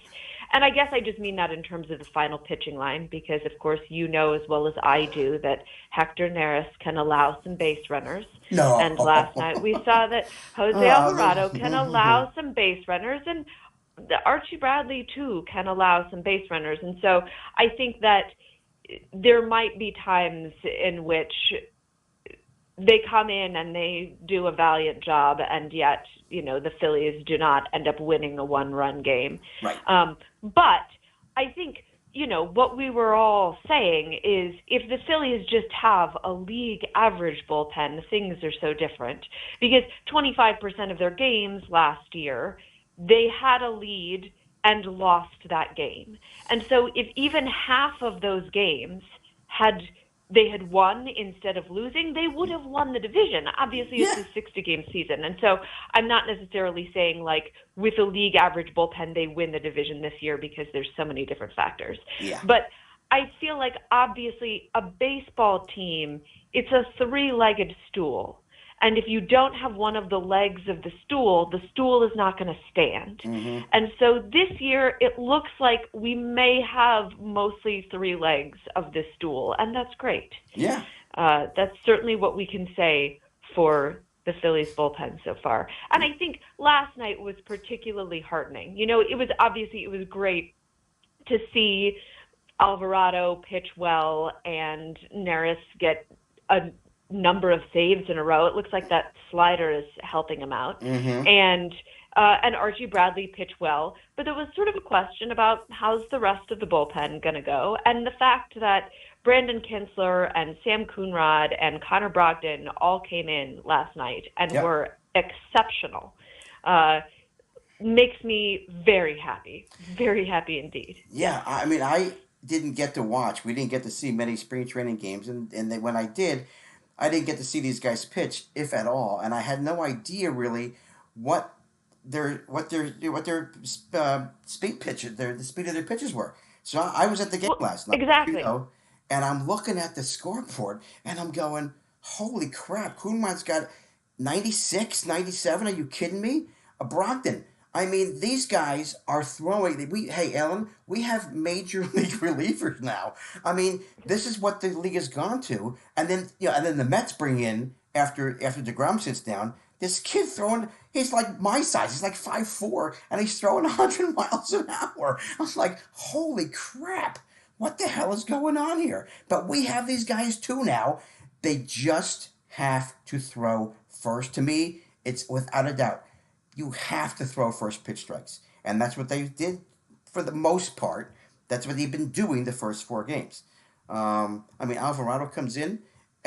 His first appearance wasn't good. He couldn't find a strike zone. But last night, he strikes out 2 guys looking. I'm like, oh, yeah. The crowd gets up. We're thinking, okay, this is over. Oh, no, don't blow this, please. So, yes. Yeah, well, I mean, that's sort of the issue with Alvarado and with Sam Coonrod as well, is that they're high velocity pitchers, but they struggle with control. Mm-hmm. And so it's a little bit of a trade-off. Obviously, you love to have somebody who can throw 100 and have pinpoint control. And I think what we saw in the first start from Alvarado was he was making the batters very uncomfortable because I don't think anybody knew exactly where the pitches were going to go. I had the same thought. Yes. Yeah. So obviously, he's nevertheless he got the save and he's gotten the hold when we need him to get the hold, and I am incredibly excited that he's on this team, and I'm hopeful because he's only 25. I'm hopeful that he can continue to hone his control. Yes. And he has such excellent stuff. But I think that's going to happen. You know what I mean? It's sort of, it's the thing that comes along in the Pandora's box. Yes. Is lack of control along with throwing 100 miles an hour. Mm-hmm. Unless you're Zach Wheeler, of course. Oh, my God. Was he not phenomenal? Oh. He was a Marvel movie. You were. He was a Marvel movie. I did see that on your Twitter feed. Yeah, it was the fact that he got 2 hits and 2 RBI. That too. Yes. Yeah. I mean, obviously, like there are other pitchers who rake, but to see him do that at the same time that he was also being completely dominant as a pitcher. I mean, for example, Jacob deGrom got some hits last night, He and did. so it's not like Zach Wheeler is alone in being in a Marvel movie. On the other hand, any comparison to Jacob deGrom is fine. Like, he Right. might be the That's so best true. player in the National League. So being like, well, I mean, Zach Wheeler, but Jacob deGrom did it too, not a problem. Yeah, I mean, Ellen, watching DeGrom last night, I'm watching this kid, and I mean, it was kind. You watched the game, right? Was he? I did, yes. Was he throwing? I couldn't tell. I wasn't on the third base side. Um, he. Did you hear any statistics? Was he throwing? Did he throw like 85% fastballs? It didn't seem like there were many sliders at all, or off speed pitches. Well, Yeah. certainly the first. I don't know off the top of my head, so that I can probably find that out for you. But it did seem like the first couple of times through the order, he was just Throwing. using his fastball Yeah. and not using his slider at all. And then it was just nice of Luis Rojas to pull a Gabe Kapler and take him out of the game so quickly. I think he was But now listen, ready to. Yeah, I know, but So I read that he was he out, threw. right. Yes. Yeah, no, I mean, because before the game, Rojas was like, we just want to stick him to about 100 pitches, but then 77 pitches later, he was like, that's good enough. Yeah, it looks like last night he threw 76% fastballs Okay. and Yeah. 23% slider. And yeah, we did not ever even see the changeup or the curve. No. So, Which is really kind of surprising. I mean, I was hoping that, with Alvarado, the way he was throwing, I'm thinking JT throw an off-speed pitch, especially with that third batter. I mean, he's throwing 100. There's no way in hell if you get it close to the plate, he's going to come close to hitting the ball.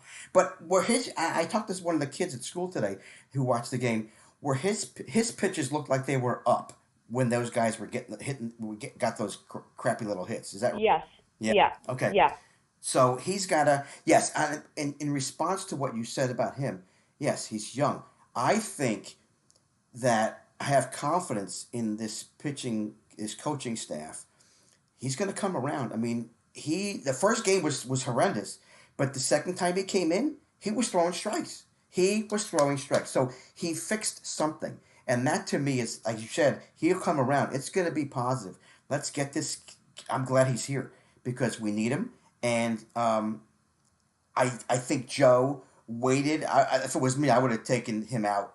If it was me, I would have taken him out after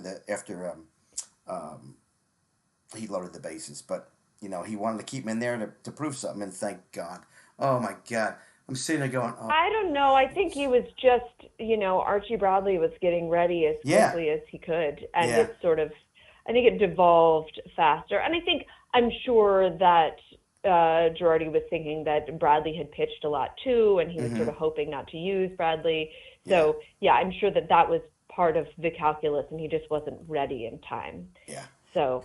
All right, let me hit a subject. It all worked out. It did, Ellen. I'm sitting there and I'm thinking, oh shoot, don't throw Alonso a fastball, and it's going there. I'm going, oh please don't hit the wall, please don't do this. Thank God it held it in the ballpark. Yeah, I mean the thing to be said though is none of it was screaming contact. Do you know what I mean? So being able to induce hard contact is another good thing, that if you're going to get hit, you're not going to get crushed. Is the only reason that it the whole game held together yesterday. Exactly. All right, I'm going to bring up a subject that you're not going to like, but I wanted to have a quick discussion about it. Odubel. He started out hot in spring training, and a lot of people were worried that he was going to make this team. And then, then you have all the talk about, they have to give him a shot. The union's they're not gonna stand for him saying, no, sorry, because of your past history, personal history, you're not making the team. It's gonna be baseball related. Now they can probably play with that a little bit, but in the end, he didn't make the roster. So that was a good thing that for most people. But there are others who said, listen, if he deserves it, he should be there. So I wanted to get your take on that beginning of spring training. Yeah, obviously it's a very complicated issue. And for me, I think part of the fact that complicates it is I hate the idea that like a person after they have done something is no longer allowed to exist. And it's also true that, for example, I mean, there are plenty of people who are like, as soon as you have domestic violence allegations, you should not be allowed to play in Major League Baseball anymore. Mm-hmm. And domestic violence advocates, I mean, obviously people who advocate against it, not people who are advocating for domestic violence, are not for absolute rules like that, because actually if a person is afraid of losing their entire livelihood in a situation that gets heated, it can escalate things very quickly for them. So actually does not act as a good deterrent. In those cases, it actually only potentially endangers the people who are in a relationship with the person with tendencies to violence. So because people who are smarter about this than me say, no, actually, that's not the sort of good policy in this case, I just believe them, and so believe the same thing. And I think that the real issue is we need to figure out, and I mean, honestly, I think this is a societal issue. We need to figure out some kind of a balance in our society in which the good and the bad of people are allowed to exist simultaneously. So it's not just like, oh, no, he's a good guy and we've totally rehabilitated his image, but that like, no, this person did this thing, but there are good things about them. And so, and to me, the real problem then is when people seem to like have totally forgotten about it with, you know, a player like Aroldis Chapman or something like that. I hate that. I hate it when it's forgotten. I hate when the bad parts are not, it seems like, remembered by people or by fans. So I think that this is a Major League Baseball issue, actually. And what I would advocate is that if a player has domestic violence allegations, that then some percentage of their, which MLB could determine depending upon how extreme the case seemed to be, some percentage of their future salary for the entire rest of their playing career would go not to them, but to some charitable organization. Maybe for, you know, domestic abuse violence survivors, or maybe for something else. Maybe every year they get to choose a new charity and they do a little event about it, and so it's raising awareness. But it means that people can know by playing there is money going to a charity. You know, it's not just like, oh, they served their time, but it's like every time we have to look at them, we know they are tithing. Like some part of the money that they're making is going to something good. And that way we're always remembering it, but we're still allowing them to like live and be a person in the world and do the thing that they do. Right. So that's one part. Yes. And then I just want to interrupt real quick. I read it. Oh, sure. Go ahead. You did make a comment about this last year, and I remember reading about it somewhere. It could have been Twitter or whatever. And I said, you know what? That's a freaking good idea. Let these guys, you know, whatever. Again, they're, you know, second chance, depending upon how flagrant this becomes with an individual. But you know what? Yeah. How about, and listen, I don't know what the union would say when you get into those freaking details, but you know what? Make him, in essence, remember that he maybe has rehabbed himself, and you know what? I need to help people who are in a similar potentially what I did. And Major League Baseball says, or whatever the team says, you know, $10,000, whatever, $50,000 goes to these organizations in the city you play in. I think that's a great idea. Yeah, and I mean, for me, I think it's actually not so much for the player as it is for the fans, so that the fans who are anxious about it can feel like there's still visibility about this issue and some good is being done. And the fans who are inclined to forget about it are reminded. You know, it seems hard to me to imagine that anybody who had gone through, and I realize that makes the perpetrator sound like a victim, but I mean, I don't think Odubel Herrera is going to forget about the incident, is all I'm going to say. Like, throughout the rest of his life, he's probably not going to forget that it happened. That's different than being rehabilitated or being repentant or any of those things. But I do think that this sort of the crux of it just being remembered is more like sort of in the MLB community for me than it is like for the player. But yes, also you're taking money out of their pocket, and so that helps. And obviously when they're serving their suspension, they're losing money as well. But I feel like it feels so much like, okay, now we did the thing and now it's okay again. And we need something else that's kind of in between. But I think that in terms of Odubel Herrera, obviously he came out of the gate strong in spring training, and so many people were just sort of like, well, I think resigned to the fact that he was going to be the center fielder. And the fact that then he just wasn't consistent in spring training, which is a very small sample size. I got very annoyed in the week leading up to opening day when Adam Hazley came back from his oblique injury and looked like maybe he was going to solve the problem for us. And people were still like, it's probably going to be Odubel Herrera. And I was like, that's just stupid, because we have Adam Hazley now.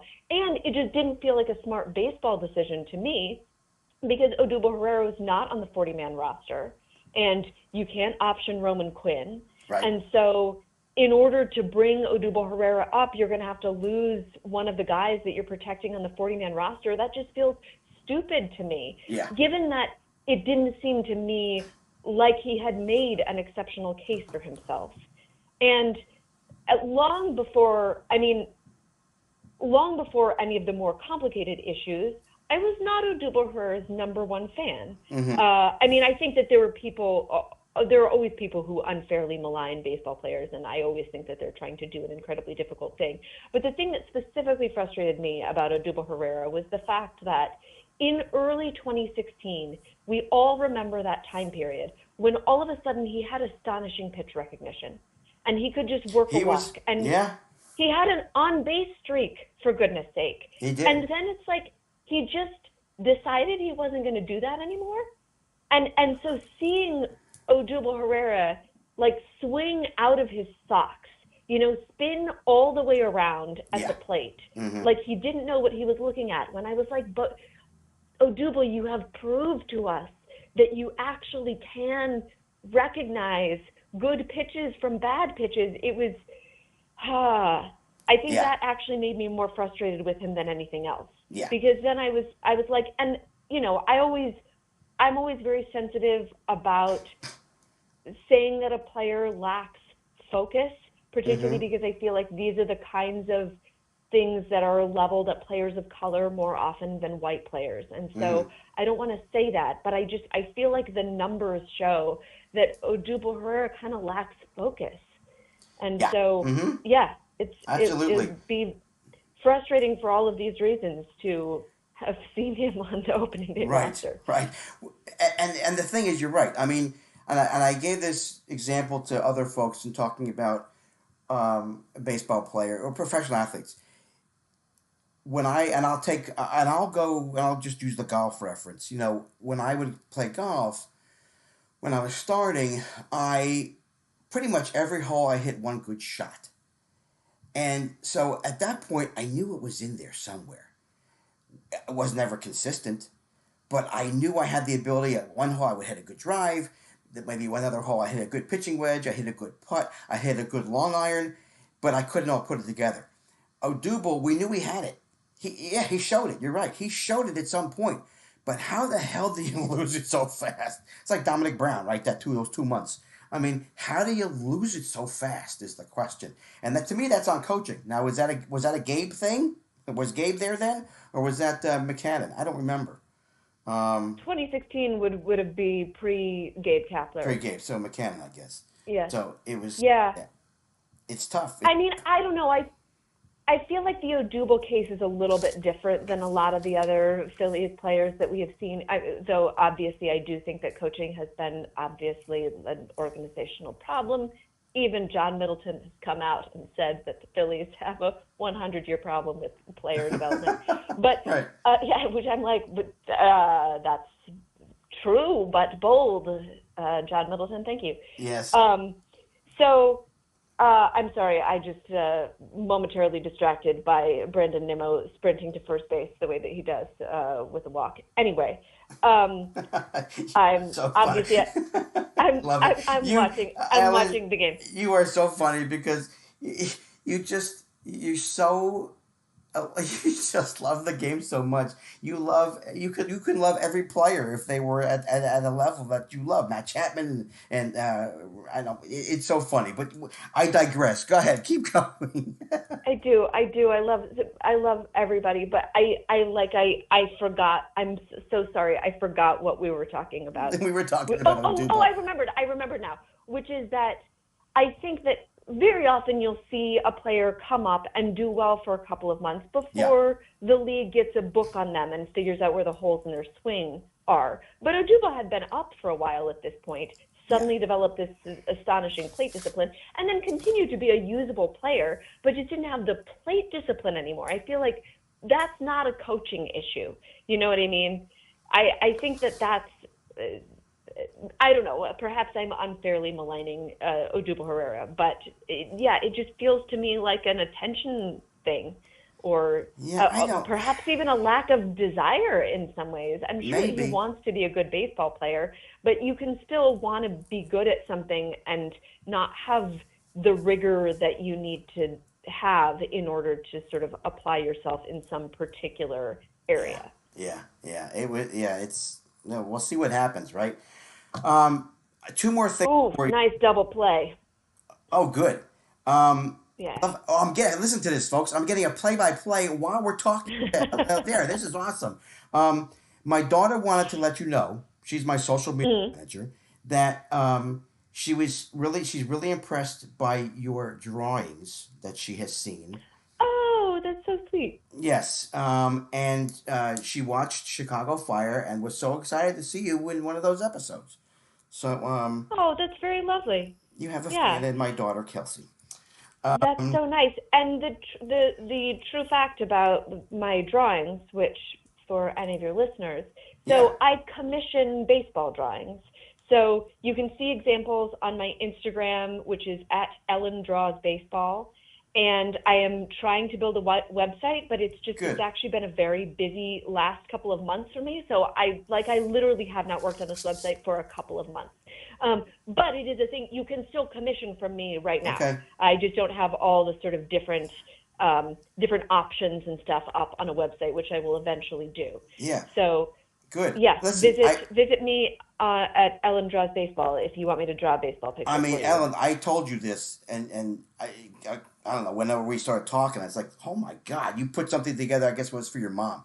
I was like, holy crap, she can act and she can draw too. Look at this. Pretty cool. All right, two more things. And I have play by play, it wasn't actually a double play. The call at first was overturned. So Francisco Lindor is safe. Okay. All right. Darn it. Which is too bad because the ladies love a double play. You do. Absolutely. They do. All right, Scott Kingery. Here's what I think. I think he's done. Yeah. What do you? Oh. I do. No. Yes, I'm sorry. It's my thought. I'm looking at this kid. I just don't think he has a clue right now. I don't think, and whose fault? I don't know. But he is so lost up there. He was yes, COVID, whatever, last year, but spring training, same thing, striking out. I don't know that he's going to come back. That's my thought. I have more hope than that. So if you were more optimistic about JT Realmuto, I am more optimistic about Scott Kingery. Mm-hmm. And I obviously, it is totally possible that we got our couple of months of excellent production from Scott Kingery, and then the league learned where the sort of gigantic gaping hole in his swing was, and we will not see a useful Scott Kingery again. But I think what was happening in spring training is that Scott Kingery was, sorry, I suddenly was about to call him Scott as if we're like friends, is that Kingery was trying to adjust his swing, and that's very difficult to do.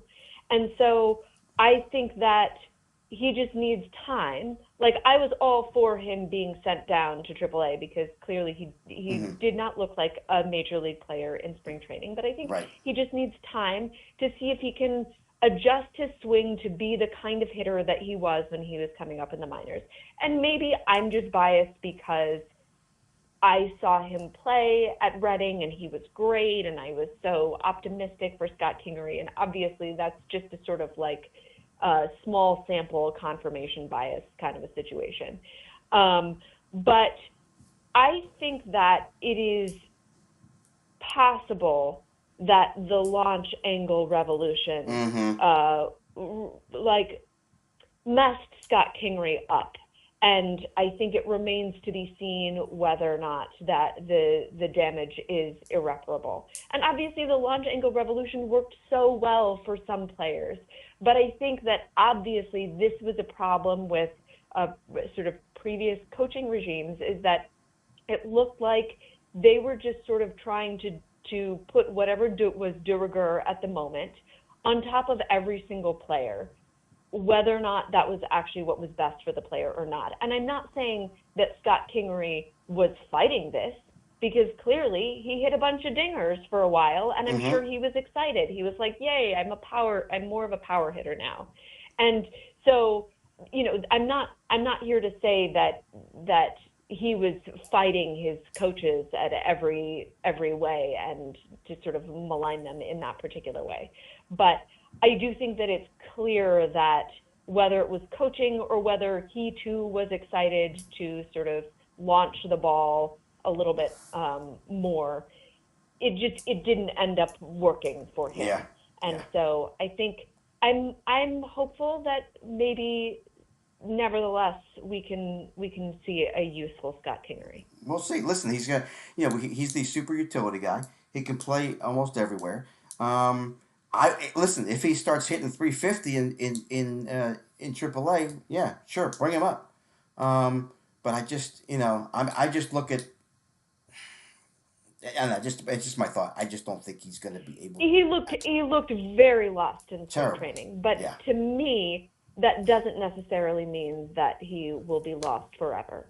Obviously, like we've seen Rhys Hoskins also struggle with swing change situations. Absolutely. And we've seen him look lost. And there was a time period last year when then he was on fire. And he hasn't seemed quite like the Rhys Hoskins that we know and love so far, right. But he's been hitting well. He's not walking and he's not hitting homers, although yesterday that was very close to being a home run. Yes, it was. And he's hitting, and so like that's all that I care about. Yeah. Oh, absolutely. So yeah. So that's why I think that Scott Kingery is a smart guy, and I think he can. I think he's also a hard worker, and I think he can figure it out. I'm not like 100% sure that will happen. No, of course not. But yeah. Yes, I'm more optimistic than you. You are optimistic than I am, absolutely. All right, two more things. Here's the biggest question of the night for you, my friend. Last night, I'm going to see if you get this right. If you get this right, you win a prize. Oh, no. Okay. Yes, here we go. Who had the best at bat last night? And the hint is he got a hit in this at bat. I mean, I think Rhys Hoskins had a pretty good at bat where he got a hit. Which one was it? It was the later one. Yes! Ellen Adair, you get it right. Did you? I'm sorry, I don't remember exactly which one. Yeah. He went to, well, it wasn't the double. It was he went with the pitch and he put it to right field. Oh my. Yeah. It was glorious. You win. Yeah, it was a great at bat. It was a classic Rhys Hoskins staying alive situation. But then he didn't walk. He got a hit. Yeah. Yeah. All right, you win the prize, and that's going to be your favorite beverage at a game when we get to a game together. Nice. Okay. All right. So last thing. Listen to this. I tweeted this out to you. I freaked the heck out, as did my daughter, with who lost? Was it Loop that lost the game for them that hit Harper as a lefty? Yes. I said to my daughter, I did, and I told you, this is the God's honest truth. And she looked at me, and I tweeted out that face of a woman going like, "What?" I said, Kelsey, I said to her, I said, "Kelsey, I think he's going to hit him." And she goes, "How do you know?" I said, "I just got a feeling." Because of the way his angle of his release was, there was a shot, because it was a tight situation, that he was going to lose control. You should have seen her face when he hit him. She looked at me like, "Are you?" Yeah, it wasn't just you. It was also this. Oh gosh, her Twitter name is like "What a Met Steak." Really? Yeah. Also called it was like, yeah, Really? like Loop is gonna hit Harper here. Yep. That's yeah. crazy. So Was multiple nuts. people sort of foresaw that happening. That's yeah. crazy. And that wasn't any woman. I mean, that was Kristen Bell in your GIF. Just to be Yes, clear. that was Kristen Bell. You're right. Yeah. I Thank you mean, for I reminding me. adore Kristen Bell. So Yes, it's just she's props very to good. Kristen Bell for that great For that expression, and your terrific. daughter for replicating it. Well, and the thing that I enjoyed so much was when Aaron Loop was coming into the game. You know, my Mets fan husband was like, Yes. "Gosh, Aaron Loop coming into the game with the bases loaded. What's the worst that could happen?" What did Eric say? What was he like? I mean, I'll be honest with you. Yeah. Like, I'm a little bit more demonstrative. Yes. Like, when bad things happen, I just like scream like, "Oh God!" Like, I'm just in the pit of despair. Oh, yeah. And he just kind of stayed quiet, I think, which is Yeah, also well- often sometimes my response.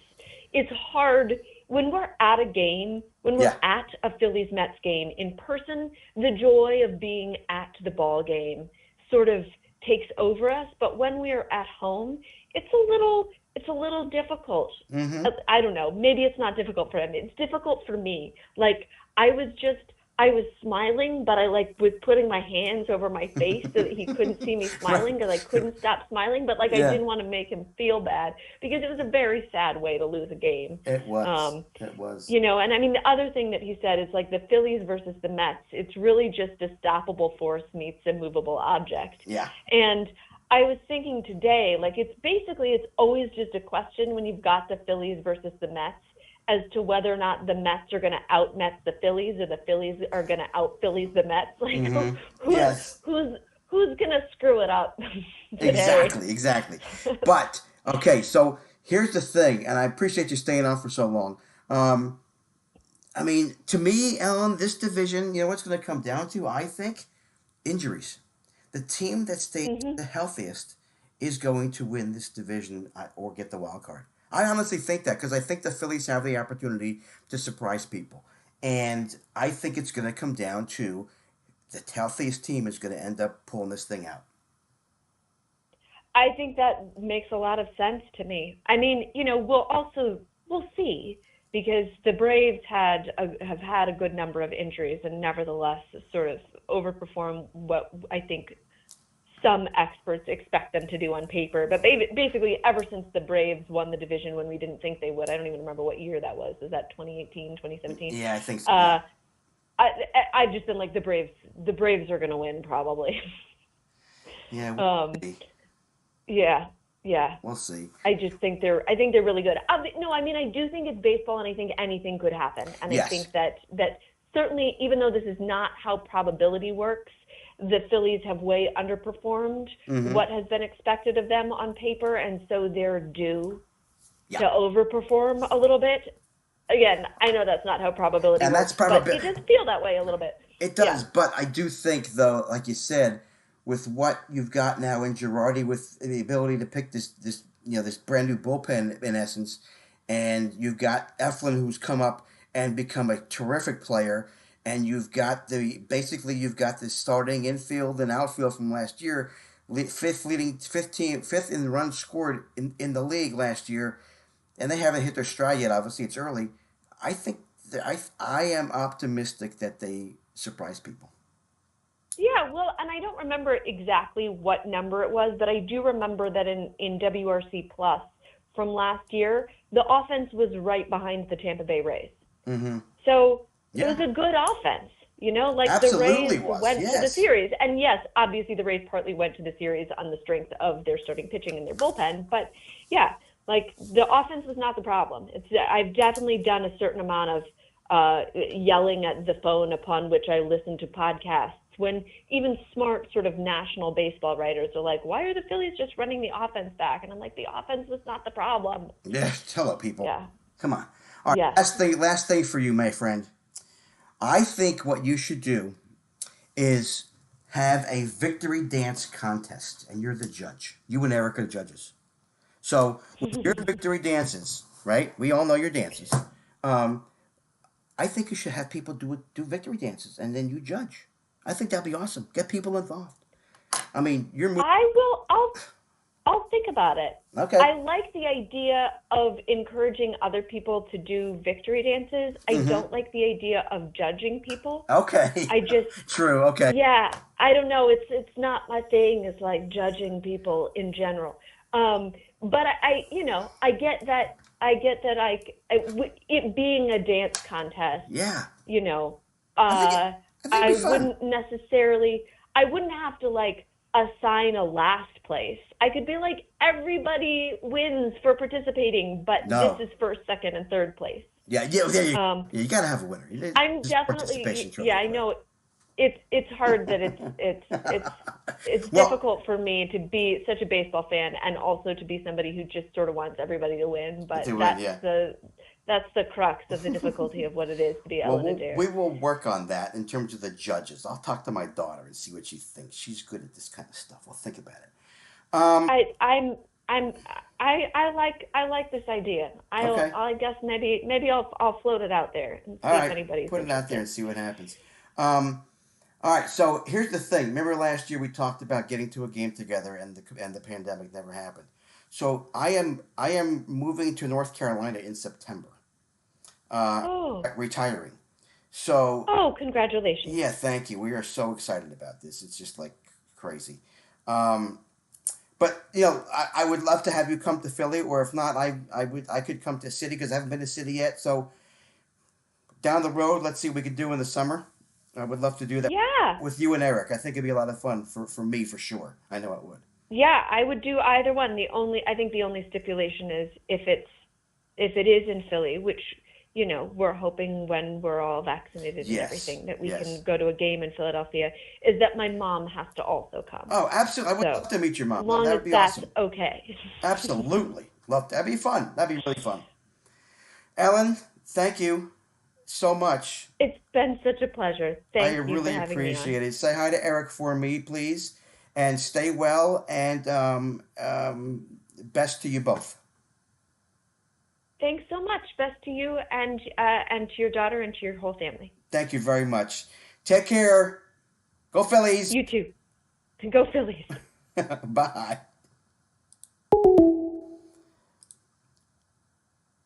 All right, folks. How fun was that conversation? She's just terrific.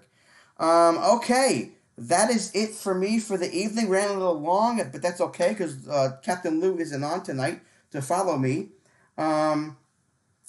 And Dominic Smith hit a 2-run homer, and the Mets leading 2-0. Now there you go. All right, and Fernando Tatis is only on the 10-day injured list, so that's good for him. All right, the Burn with Mitch is just about over. I appreciate all of you who are out there listening. I want to thank Eric Sherman and Cam Perron and the terrific Ellen Adair. All of them were terrific for coming on tonight. Terrific show. Replays will be out real shortly. Next week, Captain Bob from Wikituna, Sports Card Project 70 illustrator, artist Lauren Taylor, and sports artist Brian Oakes will be with us. Thank you for being here and listening. Time to go watch some baseball. Time to go get some dinner. You have been listening to 12 Ounce Sports Network, The Burn with Mitch. Mitch Bernstein, your host. We will talk to you next week. Everybody take care.